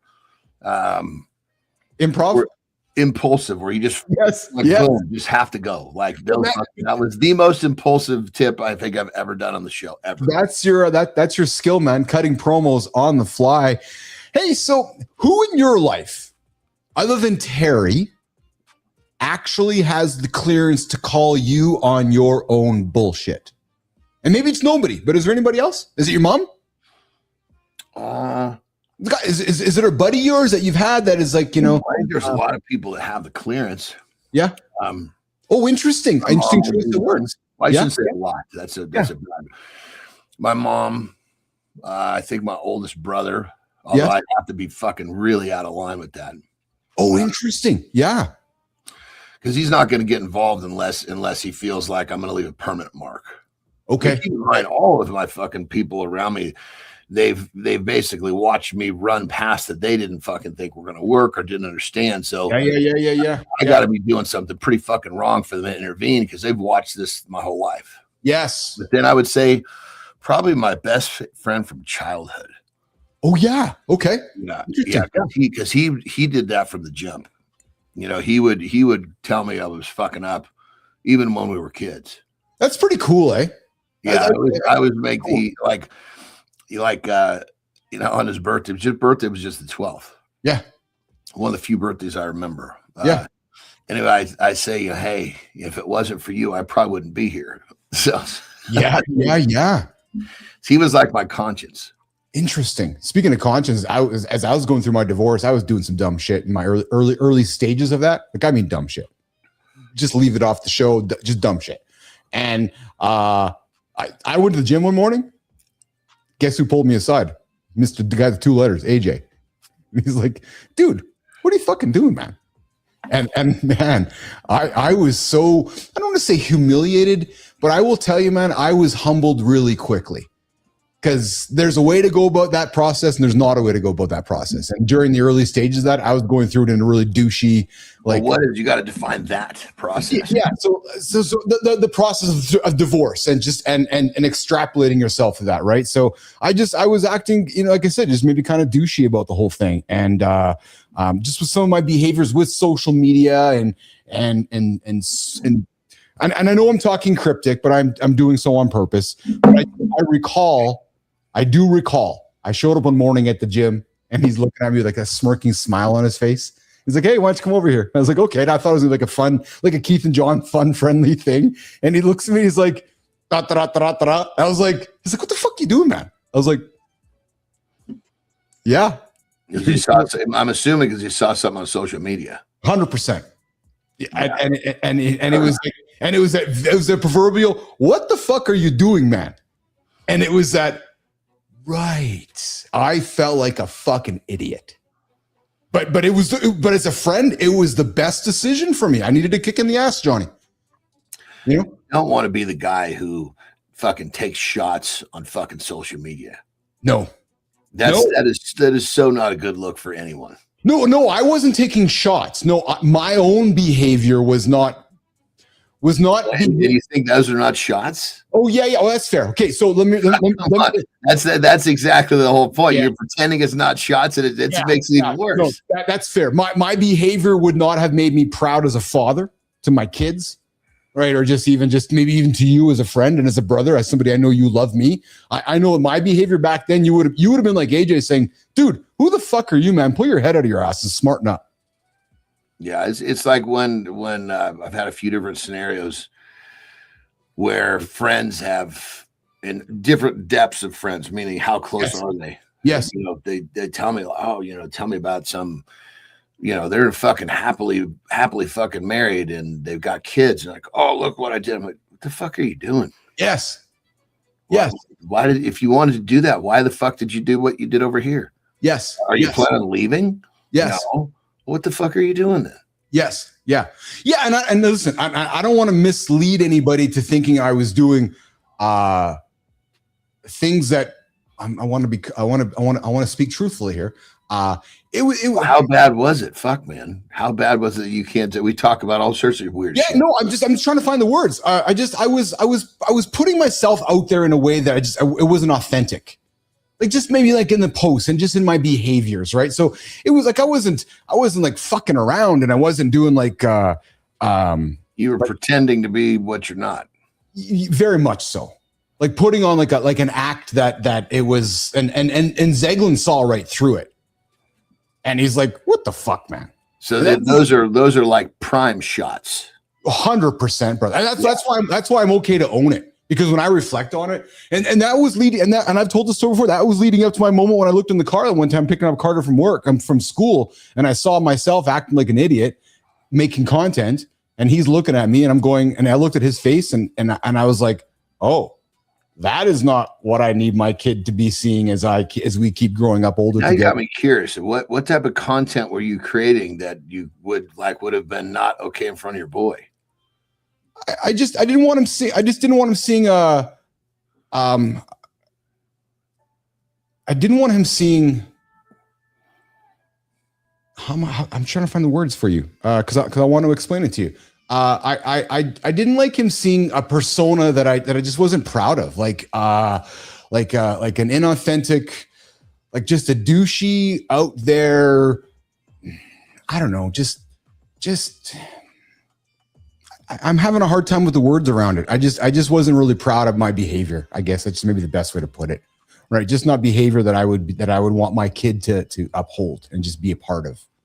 I know it's not helping you, but there's just a way to do things right, and there's a way to do things not right. And I say that it sounds like you're just pretending. Maybe that's what it was. Yeah, maybe it was lost. Right? Give us a sample. says good time. Yeah, so social was new. Social was coming up, right? And it was one of the reasons I left the platforms, because I was creating content that I just didn't like creating. I didn't like who I was showing myself off to be. I don't think I was being very authentic. I think that I was being more performative. I think I was trying to be something that I wasn't. I think that I was showing my boy things that I didn't want him to grow up being. I wanted him to grow up to be a proud man, not to be like a fucking douchebag. And I thought that maybe my behavior along the way was showing him things that I didn't think that he needed to be a part of. Define douchebag. Everybody has their own definition. Yeah. Maybe words that one was choosing, maybe the way that you would say things or articulate things, or the way you'd present yourself in certain ways. I don't like how I just don't like how I was being. So are you connecting this guy to the guy that would run to Vegas and do that thing? 100%. Okay. 100%. So that helps to put it into a little bit more. 100%. Yeah. 100%. And just, I'll say this out there, because I'll just put it out there. And this has nothing to do with fidelity or infidelity. That was not part of it, just to be clear. So if that's curious to you, nope, not at all. This was purely me just being like, just not a good dad, Johnny. Just being maybe like, you're like, fuck, man. There's a right way to be a dad, and there's not a right way to show your kids how to be a dad. And I just didn't like some of the stuff I was putting out there that if I saw my boy making it, I don't think I'd like him making it. Yeah, it's I think social media for me has always been business. Yes. You know, so yes, I reveal personal things, but it's because I'm trying to let people understand who I am. My social media has never been me just displaying my personal life. It's my personal life has been kind of you get a snippet into that based upon, you know, me kind of showing what I do, if you will.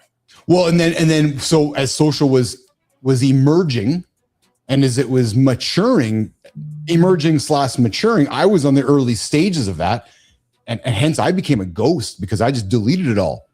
I built my company in the social media world. I was, oversharing. How does that sound? Perhaps I was oversharing too much. Perhaps I was oversharing stuff that just didn't need to be. Oversharing leads you to believe you're talking about the truth. No, I wouldn't say that. I would say that that's a fair comment, though. So you were lying. No, not lying. No, certainly not lying. Oversharing. If you're sharing, so let's just we're kind of putting our terminology here. 100%. Sharing would lead you to believe you're talking about something real because you're sharing. Correct? Mm-hmm. Or are you sharing? I didn't need to be the person, though, Johnny, that was making the money and showing it off and making everybody feel bad about themselves because I was doing better than you. I didn't need to be that guy. I didn't need to be the one that was like, oh yeah, right? So yes, good time. Yes, thank you. That's exactly it. Yes, I became cocky. But were you really doing better than everybody else, or you just have more money than everybody else? So good time called it, Johnny. I became a cocky person for a while. That I don't like the direction I was becoming and going, and that attitude, that persona, got a hold of me. True story. That's a good time. That's exactly, Johnny. You would probably not have liked me. Because here's the thing: if someone's going to be cocky, yeah, I get it. If you're a baller, you're cocky. But I'm going to start looking around in all of the areas of your life, because if you're balling in all of them, then you can fucking own that cockiness. But if you've got a bunch of money in the bank and you're fucking fat and your fucking family thinks you're a piece of shit and you have no fucking clue what you're doing in your life, you're just pretending. That's the word, cocky. That would be that to me was so I also do agree with you though that if you can back it up, then there's love. So back it up everywhere. Yeah, 100%. Everywhere. If you're going to be cocky, that means that you got to fucking have spirituality. You have all of the fucking boxes checked. Otherwise, you're just a fucking idiot. I wasn't, my brother. There was parts of me that was a fraud. Just saying it. So is fraud considered lying then? No, I wouldn't say lying. That's fair.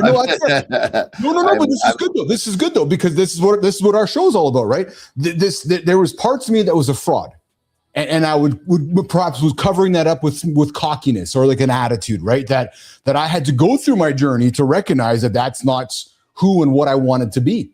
And there was that one, I'll never forget the moment I was creating content and I was cocky Keith, and my son was watching it, and I was like, oh. That's not good. And I remember like it was yesterday. But yeah, it was that's the best way to put it, cocky. But I do agree with you. You can be confident in everything and own it all. There was parts of my life that I wasn't owning. Nope. True story. Well, and the only thing own, that's the first step. Yes. Actually fucking performing. Wow. Because if again, performing or performing, my perspective, if someone's fucking cocky. Yeah. Right. I will gladly fucking let you have, in my world, let you own that cocky if you've got all your boxes checked, because so few fucking people have it. Fucking peacock. You deserve it. And Anderson, but one of those boxes is not checked, dude. You got to fucking, you got one more step before you can put those feathers that high. So let me say this to you then. Today on May 4th of 2026, I have no problem standing with you, next to you, not in front of you, but next to you, and being cocky. Because I believe in what I am now, who I am now. You now, like Lauren, is getting the best version of Keith on the planet ever. Well, here's the cruel part about that, brother, is that getting the best version today, because in a year from now, there'll be a new best version. Yes. That's part of the whole thing. Yes, 100%. 100%. And Charlie, you're right. Confidence and cocky are close friends. But I will say, Johnny, because I was a confident kid growing up, I got that check. I made some money, started accumulating things, and I became a person that as I look back, today, if it happened now, I'm with you. I don't mind peacocking because I can back it all up. I can back all of it up, and I'm proud of it. But yesterday, I don't think yesterday I'm gonna put words in your mouth. Yesterday, I don't believe you would have been proud to call me your friend. I know today you are proud to call me your friend. I know as we've gotten to know each other, I firmly believe in my heart and your heart that you're like, yes, Keith's my friend. Yes, was yesterday a symbol, or is yesterday? No, yesterday rhetorically, like as in that you would have been like, yeah, I like doing the show with the guy, but there's parts of him that I think he's kind of a goof. Like I don't think you would have invited all of me into your life like you do today. Because I believe, unless I'm wrong, I believe today you invite me into all of your life. For sure. 100%. And there's the nutty parts of you that are very well accepted within the you 100%, as to where you can have all your boxes checked and still be a fucking really out there person. Yes. But that's half of what does it when someone's not in the boxes. Boxes. But that's chemistry, and that to me is that. So it's funny because we're talking about cutting toxic people out of your life, right? Like I've never in my entire life been more true to who I am than I am today, and that feels so good. Right, being around you, being around my family, being around my kids, Lauren, and it's whether it's confidence, whether it's cocky, whether it's true, man, it feels so fucking good, like so good to have the kind of conversations this morning, right? Like that we're having, like it feels so good, dude. You know? Yeah. You know, part of that evolution for me to that position that you're speaking of, like with like a really fucking deep, self peace. I mean, granted, I don't know that. I mean, I speak for myself. Yes. It's a constant fucking journey. There's not like, I don't have the fucking gig fucking nailed. You know, it's every day there's a little more to swallow, a little more to bite off, a little more to understand. But when I came to that point in my life where I thought, you know what, I've got my loop understood enough. Yep. I can do this loop wherever I wake up. Yes. I could do this loop in prison. Yes. I don't have any plans to go there because I love my freedom and I won't do anything. I'll go right up to the line. Like in the whole peptide world, I've said over and over, told the whole team, first day this becomes illegal, I push the button and the whole thing goes away. Yeah, that's brilliant, man. I love that about you. The point is that when you realize, God damn it, yes, I love my kids. Yes, I love, my wife. Yes, I love my family. Yes, I love all this, but I could exist in my own happiness in complete fucking isolation. Yeah, that's and I got probably my first little taste of that in COVID. I saw how well I operated in this fucking little tiny fucking space, and everybody else was flipping the fuck out. Not just people in my own world. I know. Me too. I cannot align more with what you just said there. When that happened, I found myself going, "Oh, I kind of like this. I don't mind this whole." Yeah, all the thing I needed to do was leave one of the fucking cars out of the garage so I could leave my gym set up. Was the only thing that I was really struggling with. I know what you mean, though, man. I know exactly what you mean. And yeah, you're right, Charlie. I did go through a phase of maybe feeling better than others, but I have the awareness of it, and I never want to go through that feeling again. Actually, so what was he saying about the feeling better than what was that? Charlie was saying that he says you went through a phase of feeling better than others, and yeah, there's truth to that, right? Where I would say that there was a point where I thought I was maybe better than somebody, and it's not a nice way to feel. It's not good at all. Actually, it's not. I think when that happens, because I mean, I'll be honest. There are times where I look around and I go, "Fuck, man," and I have to really. I know when I'm on my shit because I look around when I see this, I feel empathetic, sympathetic to those that are still kind of in the dark. Yes. Versus when I'm not on my shit, I'm like, that's when I will actually, in my mind, have negative thoughts about people that are still, as I call it, walking zombies. Yeah. They just don't understand. You don't, if you've never fucking, it's like if you've never seen this side, you don't really understand what's there.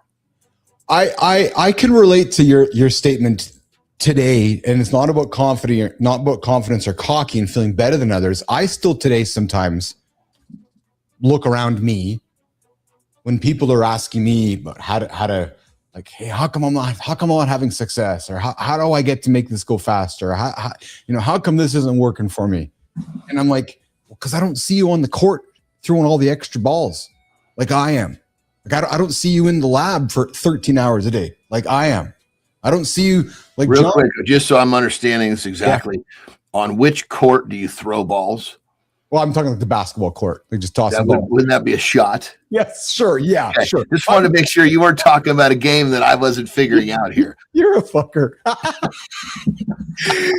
but or why aren't you on the ice? You throw lots of balls on a field. Okay, so why aren't you on the ice shooting more pucks like I am? But I know what you're saying. That statement makes perfect sense. Yes, I know.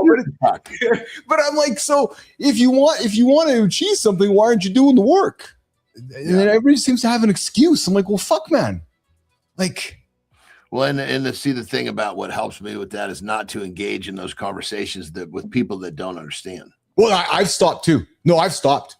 I absolutely have. Maybe it's taking a page from you, but I've just stopped because I'm like, well, I gotta want to put the energy over there. That's what I've learned. I just want to put the energy over there. There's no point. The final step to what you're discussing is not responding to negative shit in fucking on social media.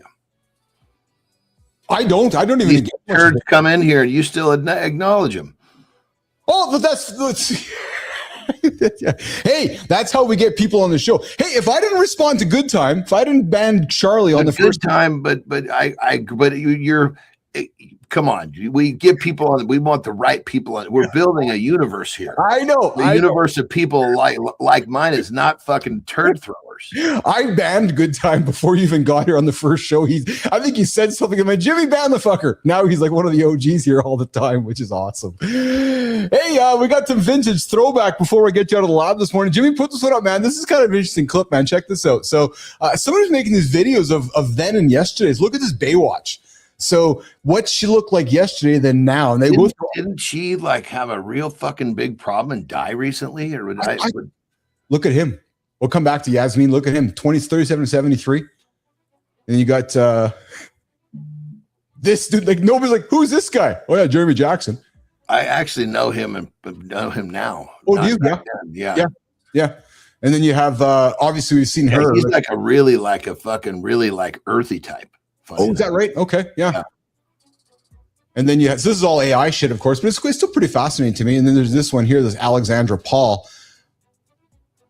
She looks kind of like she's aged. She probably did the best of the whole fucking group. I would agree with you, yeah. And then there's this guy's like, nobody knows who Michael Newman is. Like, oh, this guy was on Baywatch? Now he's got angel wings on for some reason. Oh, he's deceased. I didn't see that. Jimmy, go back to the first clip there if you don't mind. Jimmy, Yasmin Bleeth, you're right. Something came up. I thought something came up with that, eh? Because she was fucking like, for me, she was the creme de la creme. Fuck. Yes. Yeah. 100%. 100%. Hey, what do you got going on today, brother? Let's see here. So I got my film with Ben. Then I do a nap. Then I think we're going to go ride. I know Cam wants to ride the bikes. Oh, fun. I don't know if we'll ride probably in the afternoon because it's already so windy. It won't make a difference. But we'll either ride in the late morning or the afternoon. So I've got some calls. He's got a couple calls, but it's just going to be kind of a fun day hanging out. The lake is quiet again because everybody it's Monday. Yeah. Oh, yeah. But, so it's going to be another good day. Awesome. I feel like we needed this show today. I feel like I just needed to talk. I needed to have a conversation. I needed a friend today. I needed to have a good conversation today. And it was a great show, a great conversation. And hey, I found something. Jimmy, what WTF is this? So again, you strike me as somebody who knows how to figure this shit out. I couldn't. Watch closely with this. It's like an illusion, but it fucking works. And I'm like, how the fuck did they do that? So you don't cut the end off, because I've been in this situation before, but look what they did here. And maybe because I'm not good with knots or nothing, but look, so they put this like this here. and you can already predict the outcome of it because it's gonna get the head out from underneath the rail there. But I just don't know how it all works because when I watch, you pull these two cords and it's like, oh, now it's out from the back. I'm like, oh, that's quite interesting. And I suck at knots and I suck at things like that. Well, do it again. Start the whole thing over. Now that I know so I didn't understand what the purpose was for. Okay. Yeah. So it's stuck behind that bar, right? But you see how they work the ropes there? So that, I guess the ropes? Oh, I'm sorry, the cord, not the rope, the cord. Yeah. Sorry, thank you. Yeah. But what I don't understand is how moving the one part of the cord over top. Yeah. So Charlie, I would have cut it too. I totally would have cut it. Start from the beginning. Are we not getting to the beginning? No, so here's the beginning right here. So here's the beginning, right? So you can see it there. So he's got it over top the bar. Then he folds it. Oh, I see. Fold it over the other side of the bar. Yeah. So So he's basically creating a loop to put that through. Now I see it now. Now he's going to put that through there to pull the whole thing out. Boom. Yeah. I didn't see it until you call. Yes.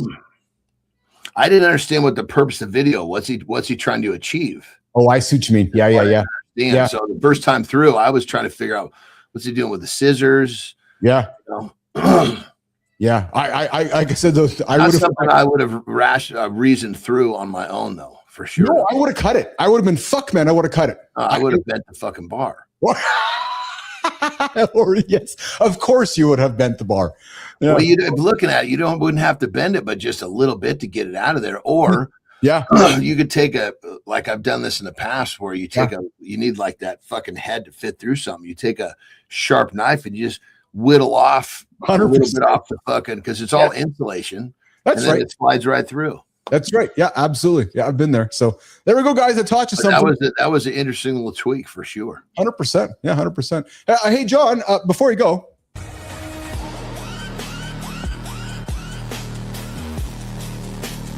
Hey, John, before you go, did you see that honeybee drone basically nuts so hard it dies midair? Nature's got zero chill. Dude's genitals detach like a grenade pin. Abdomen rips, lights out. That's not post-nut clarity. Yeah. That's post-nut fatality. And the best part? The junk stays behind as a mating plug. Like, I'm dead, but nobody else is getting in there. Meanwhile, the other drones are unemployed, stingerless freeloaders. No honey, no defense. Just vibes and one suicidal mission. Then the hive boots the virgins out like, thanks for nothing, fellas. Go starve dramatically somewhere else. Hey, John, if evolution can make sex a literal death sentence, what does that say about dating, loyalty, and male purpose?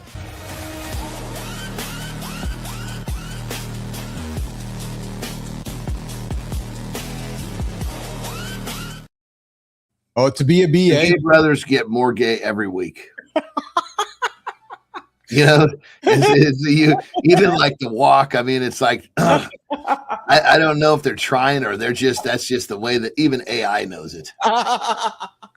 To be a BA, just fucking have a good set of sex and then your penis is done. You're done. That's it. Well, but figure like this, it's in his programming. Yeah, 100%. Yeah. Like, can you imagine if our, because think about how bad we wanted to have sex when we were young. Oh, right? Boy, yes. Just think if the first time you did it was like, you were programmed that was the peak of your life. Actually, think of it from a perspective of, think how amazing that must fucking be. Yes. Because you think about this, we're not programmed with a pinnacle. We got to figure out what our pinnacle is. Yes. Yes. They know. Yes, they know. How fucking like mentally freeing that would be. Think about that. If you knew exactly why you were here, you had it was built into your mind. Like, I have to do X and I have reached the top. And you knew what X was. At 18 and 19, I might have thought my mission was exactly what the B was, but all I had was a pile of kittens, Anderson. So I had to get some elastic bands. Well, we got to get that fucking guy on the show. Shit. Hey, quick. quickly, before you go, tomorrow I'm dropping a press release tomorrow. We're dropping a press release. Get this, man. The Today Show has lost 45% of its viewership in the morning, and CBS Mornings has dropped 47%. Mornings is wide open, and we're filling the gap. I'm excited as we head into the second half. Nobody's watching TV anymore, right? Well, because they're onto the streaming platforms. Like YouTube is like a fucking past thing. It's a thing of the past right now. Yeah, YouTube TV is higher than ever. More people are watching YouTube TV than ever, but yet the networks and all the big legacy networks we grew up with aren't pivoting over here. What is YouTube TV? I don't know what it is. You have it. You don't have it. So you have it in the US. It's actually it's a subscription to YouTube, but it has all the other television channels in it as well. So think of DirecTV, but through YouTube TV. It's actually apparently, because I don't have it up here in Canada, apparently it's the most comprehensive television package available in the United States. Every channel available is on YouTube TV for like a one low price. Good for them. Yeah, true story. Yeah, and Good Time just got it. All right, tell Benny I'm gonna Ben and I missed each other on Friday here, so we were talking yesterday. I'm gonna talk with him today, so tell him I'll be giving him a shout today. Okay, my brother. All right, pal. Lots of fun, man. A lot of fun. Great show as always, my brother. Have a good loop, my brother. Have a good loop, my brother. Johnny's out of here, nation. Good morning, everybody. You're hanging out with Keith Billis. And yes, Jimmy, I know that camera's not working, so I'm going to do a little bit of, I'm going to try something here. Oh, you know what we'll do, Jim? While I do the morning focus, I'll run around and turn that camera on so that it's working properly. I'm not sure why it dropped out. Hey, guys, dropping tomorrow. Yes, the morning day part has moved to YouTube. Nobody's programming for it. Mornings in the lab. I got a thesis we're dropping tomorrow. Yep, and we'll talk about a little bit tomorrow as well. People are just not watching morning television. No, because they're watching Keith and John. Yeah, right here on Mornings in the Lab with Keith, John, and Friends live, 8 o'clock, right here on YouTube on mornings.live. Okay, so I got something to say for you guys. I got something for all of you, actually, that are tuning in right now. And it has something to do with the middle-aged man, you, me, all of us. For some reason, to marketers, to advertisers, we become invisible. I know. Listen, I'm a marketer. I understand how it works. I suspect one of the reasons is because they all think that we've made our minds up and that we're not open to new decisions, new choices. That might not be the case. So we're going to have that conversation here in a couple seconds. I see here. Did you see that MD's is doing a $54 subscription per month? Is that real? I don't know what that is. What is that, Charlie? What do you see? MD's McDonald's? Are you talking about a $54? I don't know what that is, brother. Or is that doctors? I don't know. You have to tell me what that is so I can answer your question here. So you throw it there for me. I'm gonna go and fix the camera, and then we're gonna come back and we're gonna have a little monologue. Oh yeah, McDonald's. Really? Oh, I don't know. Fuck, a $54 subscription to McDonald's. You know what? Hey, Grok, is McDonald's doing a $54 subscription?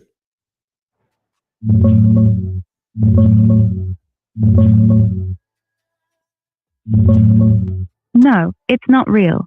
That's a viral hoax spreading on Instagram and TikTok. Parody accounts started it, and McDonald's has never announced anything like a $54 unlimited meal subscription. They're pushing app deals and rewards instead, but nothing like that. There we go. I love that. Hey, Charlie, we just debunked this viral internet rumor this morning on Mornings in the Lab with Keith, John, and Friends. There you go. You can always find truth dropping with Uncle Keith. Yes, Uncle Keith Bellis from Mornings in Lab with Keith and Friends. Yes, we got truth here every single morning, live, 8 o'clock. Yes. All right. Jimmy, I just felt like I had to do that. I just felt like I had to do it once this morning. Just once. Okay. The middle-aged man has become invisible. And to marketers and everybody out there, yeah, I think that has become a massive mistake. Let's run the clip. We don't disappear overnight.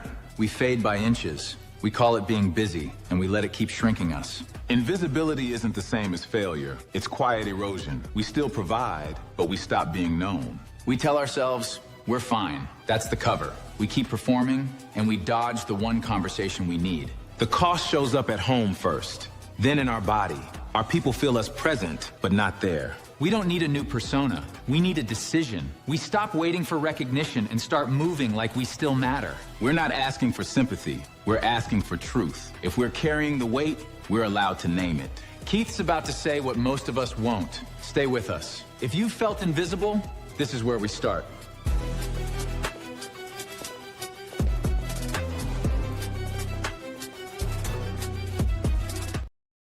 So here's something that nobody wants to say out loud.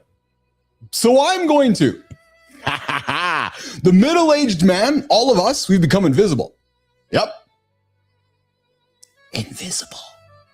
True story. Yeah, not broke. Nope, not useless at all, actually. Nope, not even irrelevant. Purely INV invisible. That, marketers, massive mistake. Because if you actually look around, he, us, you, me, he's everywhere. The man that I'm going to be speaking about for the next few minutes. Ears up, marketers. Ears up, nation. Because I'm talking to you. He's running companies. He's paying mortgages. He is raising kids. He's dealing with aging parents. He's trying to stay healthy, and he's actually still trying to stay married. Yep. He's trying to stay relevant, and he's trying not to become bitter. We live in a world today where the guy is also trying to keep up with technology, culture, work, money, health, healthy, happiness, and a world that seems to change every 15 minutes. And sometimes, and somehow, just somehow, culturally, the world that we are in right now, we barely talk to him. Him, me, you. We talk about young men. We talk about women. We talk about Gen Z. We talk about boomers, creators, founders, athletes, influencers. But you, me, haha, that letter in the alphabet, the X, the man in the middle, the guy carrying the weight. I know who you are. The guy who has already lived enough life to have scars, but still has enough life left to build something meaningful. Yeah, you. I know who you are. Yep, I know. Yep, he gets ignored. If anything, we actually get mocked. Hey, uncle. Hey, dad. Yeah, I'm part of that group as well.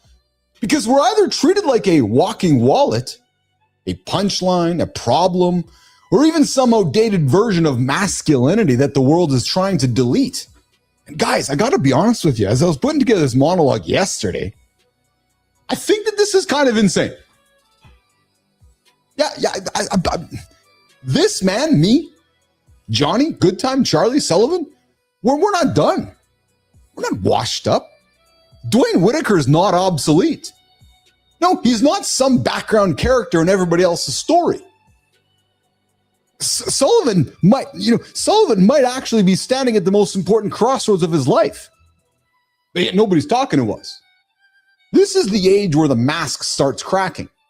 It's the age where the questions get louder. Who am I now? We heard the show on Friday with Dan Schlund.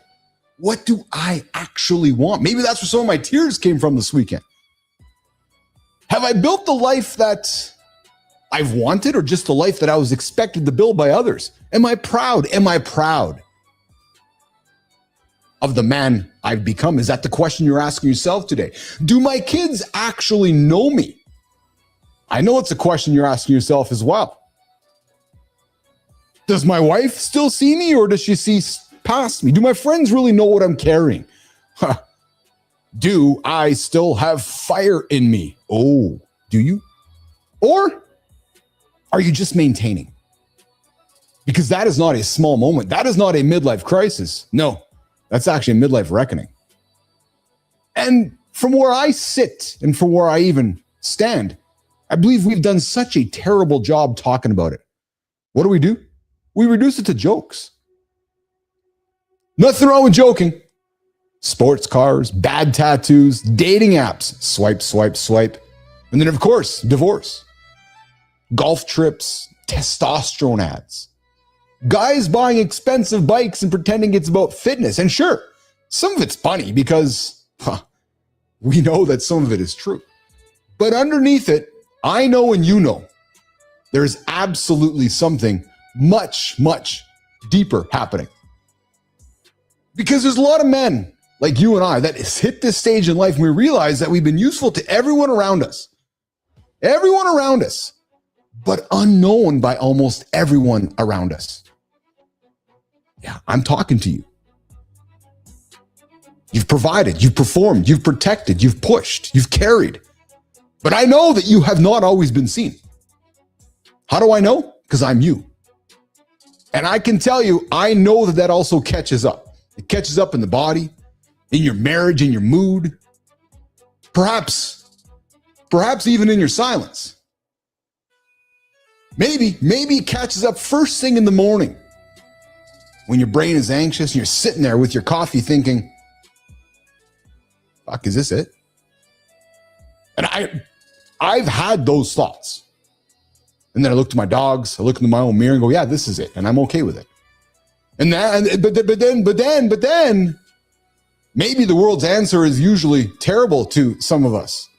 Maybe the answer looking back in the mirror is no.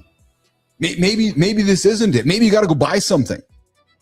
Maybe it's time to go numb something or escape or optimize. Maybe, just maybe it's time to pretend you're 28 again. Or just shut up. Because nobody wants to hear, and I know you guys, nobody wanted to hear me belly aching this morning, or did you? Because maybe, just maybe, nobody wants to hear another middle-aged man talk about his problems. Well, you know what? That's fucking garbage. Because this is exactly what we should be talking to. Yeah. What I'm sharing, what you're sharing is exactly the man that we should be building for. This show is exactly the man and the men that need a room. Not because you're weak, not because I'm weak. Because maybe we're carrying too much alone.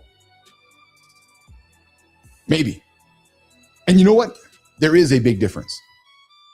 And you know how I know that? I know that because I am one of those men. I'm not talking about this from a distance. No, I'm talking about from right the fucking middle of it. I am one of those men. I know what it feels like to build the company. And I know what it feels like to sell the company, make the money, hit the milestones, and still have to face yourself when the applause goes quiet.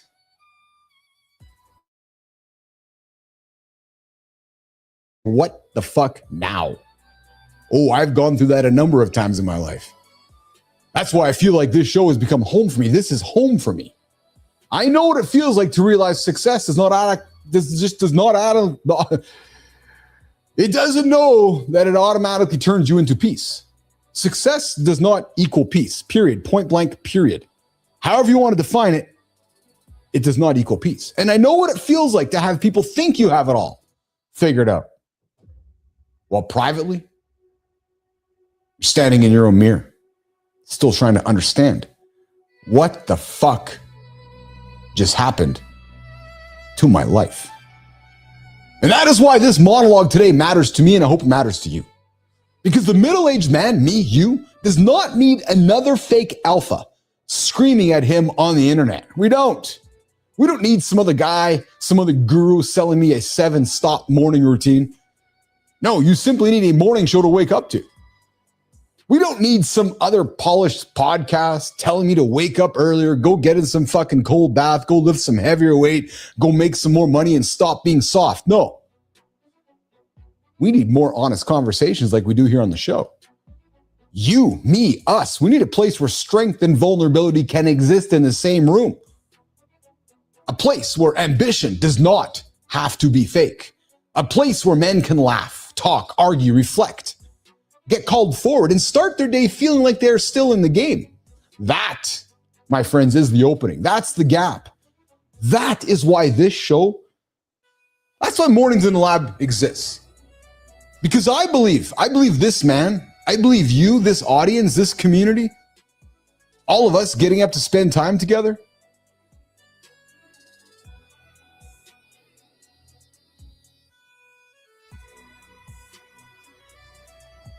I do not believe this man is invisible because he has nothing to say. No, I think he's invisible. I think we are invisible because almost nobody. I look around. I look around everywhere. There's nobody building the right room for you, for me, for us. A room that does not talk down to you. A room that does not talk down to me. A room that does not shame you. A room that does not turn you into a stereotype. And a room that does not ask you to perform some fake version of masculinity. That's why I couldn't have done this show years ago. No, you're in a room here that says you're not done. You're not alone. You're not crazy enough for wanting more. And you are not weak because you are tired. And you're not irrelevant because the internet got younger. No, actually the opposite. You've lived. You've earned scars. You have stories to share. Wisdom, mistakes, and a second half of your life that can still matter. And maybe, guys, that is the most dangerous thing in the world, is a man in the middle of his life who finally stops sleepwalking. Because when that man wakes up, like I did 2 years ago to start this show, we don't need permission. We don't need an applause. We don't even need the algorithm to validate us. Nope, not at all, actually. Just a reason. And once that reason emerges, holy fuck, man, watch out. Because that is who we are talking to. That's who I'm talking to. That's who Anderson's talking to. And that is who we are building for on this show every single morning. That is the man that I care about. Not the fantasy version, not the performative version, not the perfect version. Nope. The real one. The guy who wears the pressure all on his chest. The guy with the unread text, the full inbox. The guy with the sore back and not complaining about it. The guy with the gout in his toe and just managing life. The guy wondering if he still has enough time to become the man he thought he would be. The guy who has given a lot to other people and is finally starting to ask what he owes himself. That man, you're not invisible here. I invite you here. That man is not invisible here, not in this room, not on this show, and not on this network, because I think the world has made a mistake. A big one. That world has looked at all of us, looked at you, Charlie, looked at you, Sullivan, and has said, I'm seeing a man in decline. I look at him and I see the fire that has not been aimed properly just yet. And that is a very different story. So no, what we do here is not just content. This nation is not a morning show. I said it. Sure, it's a format. This is a signal to you, to every man who has been carrying it quietly lately, to every man who's been wondering if life, if you still matter. And to every man who's looking for pity, but is hungry for something real, I'm telling you right now, you are not invisible. You are not unfinished. The invitation to you starts here every single day, live, 8 o'clock. Myself and John Anderson. So to every man who's not looking for pity, I invite you. And around here, you're going to find exactly men like you. And around here, you are exactly you, my friend, you. You are exactly who we have come to find. We spend a lot of time in this community talking about doing the work. But what if the hardest work you will ever do is simply dropping the act? Today's lineup hits a very specific nerve. We are looking at the absolute exhaustion of performing for love. We see how fixing every problem actually kills intimacy, and why your darkest chapters do not have to dictate your baseline. It is about taking the mask off. Over to you, handsome chief.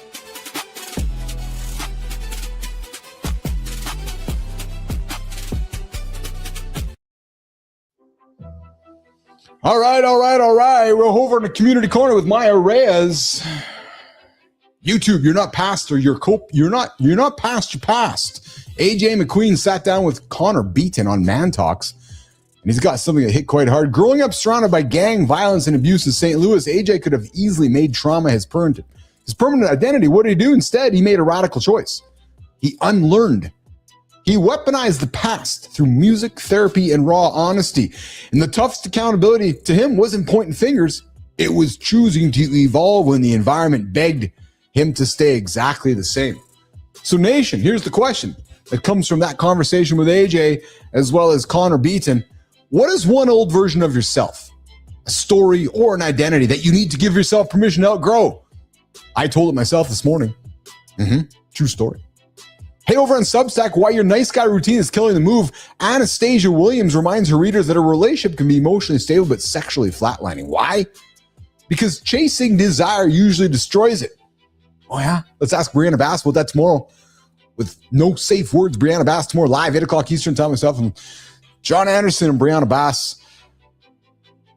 But Anastasia says that you can't perform your way into passion by just doing more chores. Stop asking her how to make her want you and start asking what kind of man naturally generates that desire. Ask yourself this: is your relationship actually lacking sex? Or is it just lacking life? Maybe you become the boring dude like we talked about last Tuesday with Brianna Bass. All right, Steve Gallegos over on LinkedIn says that most relationship issues, well, they're not compatibility problems. No, he says that they're performance problems. The version of you, he says, that constantly earns love can never, ever rest. So if you drop the act and people leave, it's not rejection. It's valuable information that they wanted the performance, not you. Hey, Maya, speaking of exhausting performance, if you had to fake an entirely different profession just to survive a terrible blind date, what is your go-to fake career? Oh, I'm definitely telling them I'm an amateur taxidermist who specializes in household pets. It works every single time. But seriously, look at the thread connecting all of this today. Whether it's shedding a traumatic past, bringing actual life back into your bedroom, or stopping the endless audition for love, it all requires you to show up exactly as you are. The performance is draining you, and everyone can see the cracks anyway. Drop the act, see what's left. We'll see you tomorrow.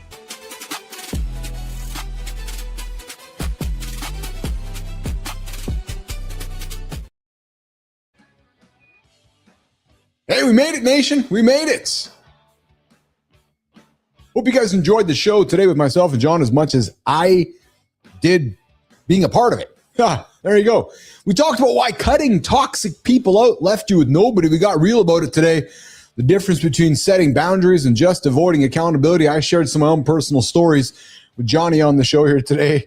And that was a great conversation. We had a bunch of fun here today. The middle-aged man has become invisible. Yes, that's a massive mistake. That's why we are catering to all of you right here on Mornings in the Lab live, 8 o'clock Eastern time and so forth. Hey, coming up tomorrow on the big show. Sorry, we did not have Mike Seneca with us tomorrow. I'm sorry, today. Mike was unable to make it. Tomorrow we have Brianna Bass. Why you're too terrified to be filthy with your own wife. Oh, yes, baby. This one's going to hit some nerves, I think, because we're going to break down why so many men, they shift from passion to politeness. Maybe. We're going to talk the Madonna whore syndrome. It's actually a syndrome. Yeah, where, we got the Madonna and we got the whore, right? And men, we treat our wives like the Madonna or the whore. We're going to have that conversation tomorrow. Why treating your wife like a manager kills sexual energy, and how fear or judgment can quietly replace desire with routine. And this, of course, the uncomfortable stuff, the Madonna whore conflict that most men won't admit they have. Yep. We're going to have that conversation with Brianna. A lot of good stuff with Brianna, myself, and John Anderson tomorrow live, 8 o'clock, right here on Mornings in the Lab. And of course, after that, we have Sarah Barnes-Humphrey dropping her show, which is Thoughts and Coffee. It's a supply chain show dropping on the network tomorrow at 9 o'clock, of course. Okay, well, guys, hope you guys had as much fun today as much as I did. I see Neiman quickly typing some words. Probably she's like, you got to say this before we go. Oh, 10. Thank you. Oh, yes, 10 o'clock. Yes, 10 o'clock. Yes, 10 a.m. 10 a.m. Eastern. Yes, thank you. Guys, where are y'all going to be in 24 hours? No, where are y'all going to be in 22 hours? I know where you are. I know where I'll be, right here with all of you. Live, Mornings in the Lab with Keith, John, and friends on mornings.live. We'll see you guys in less than 22 hours. Myself, Jimmy Kai, Melissa Neiman. Have a good one, guys. We'll talk to you guys We'll see you guys tomorrow.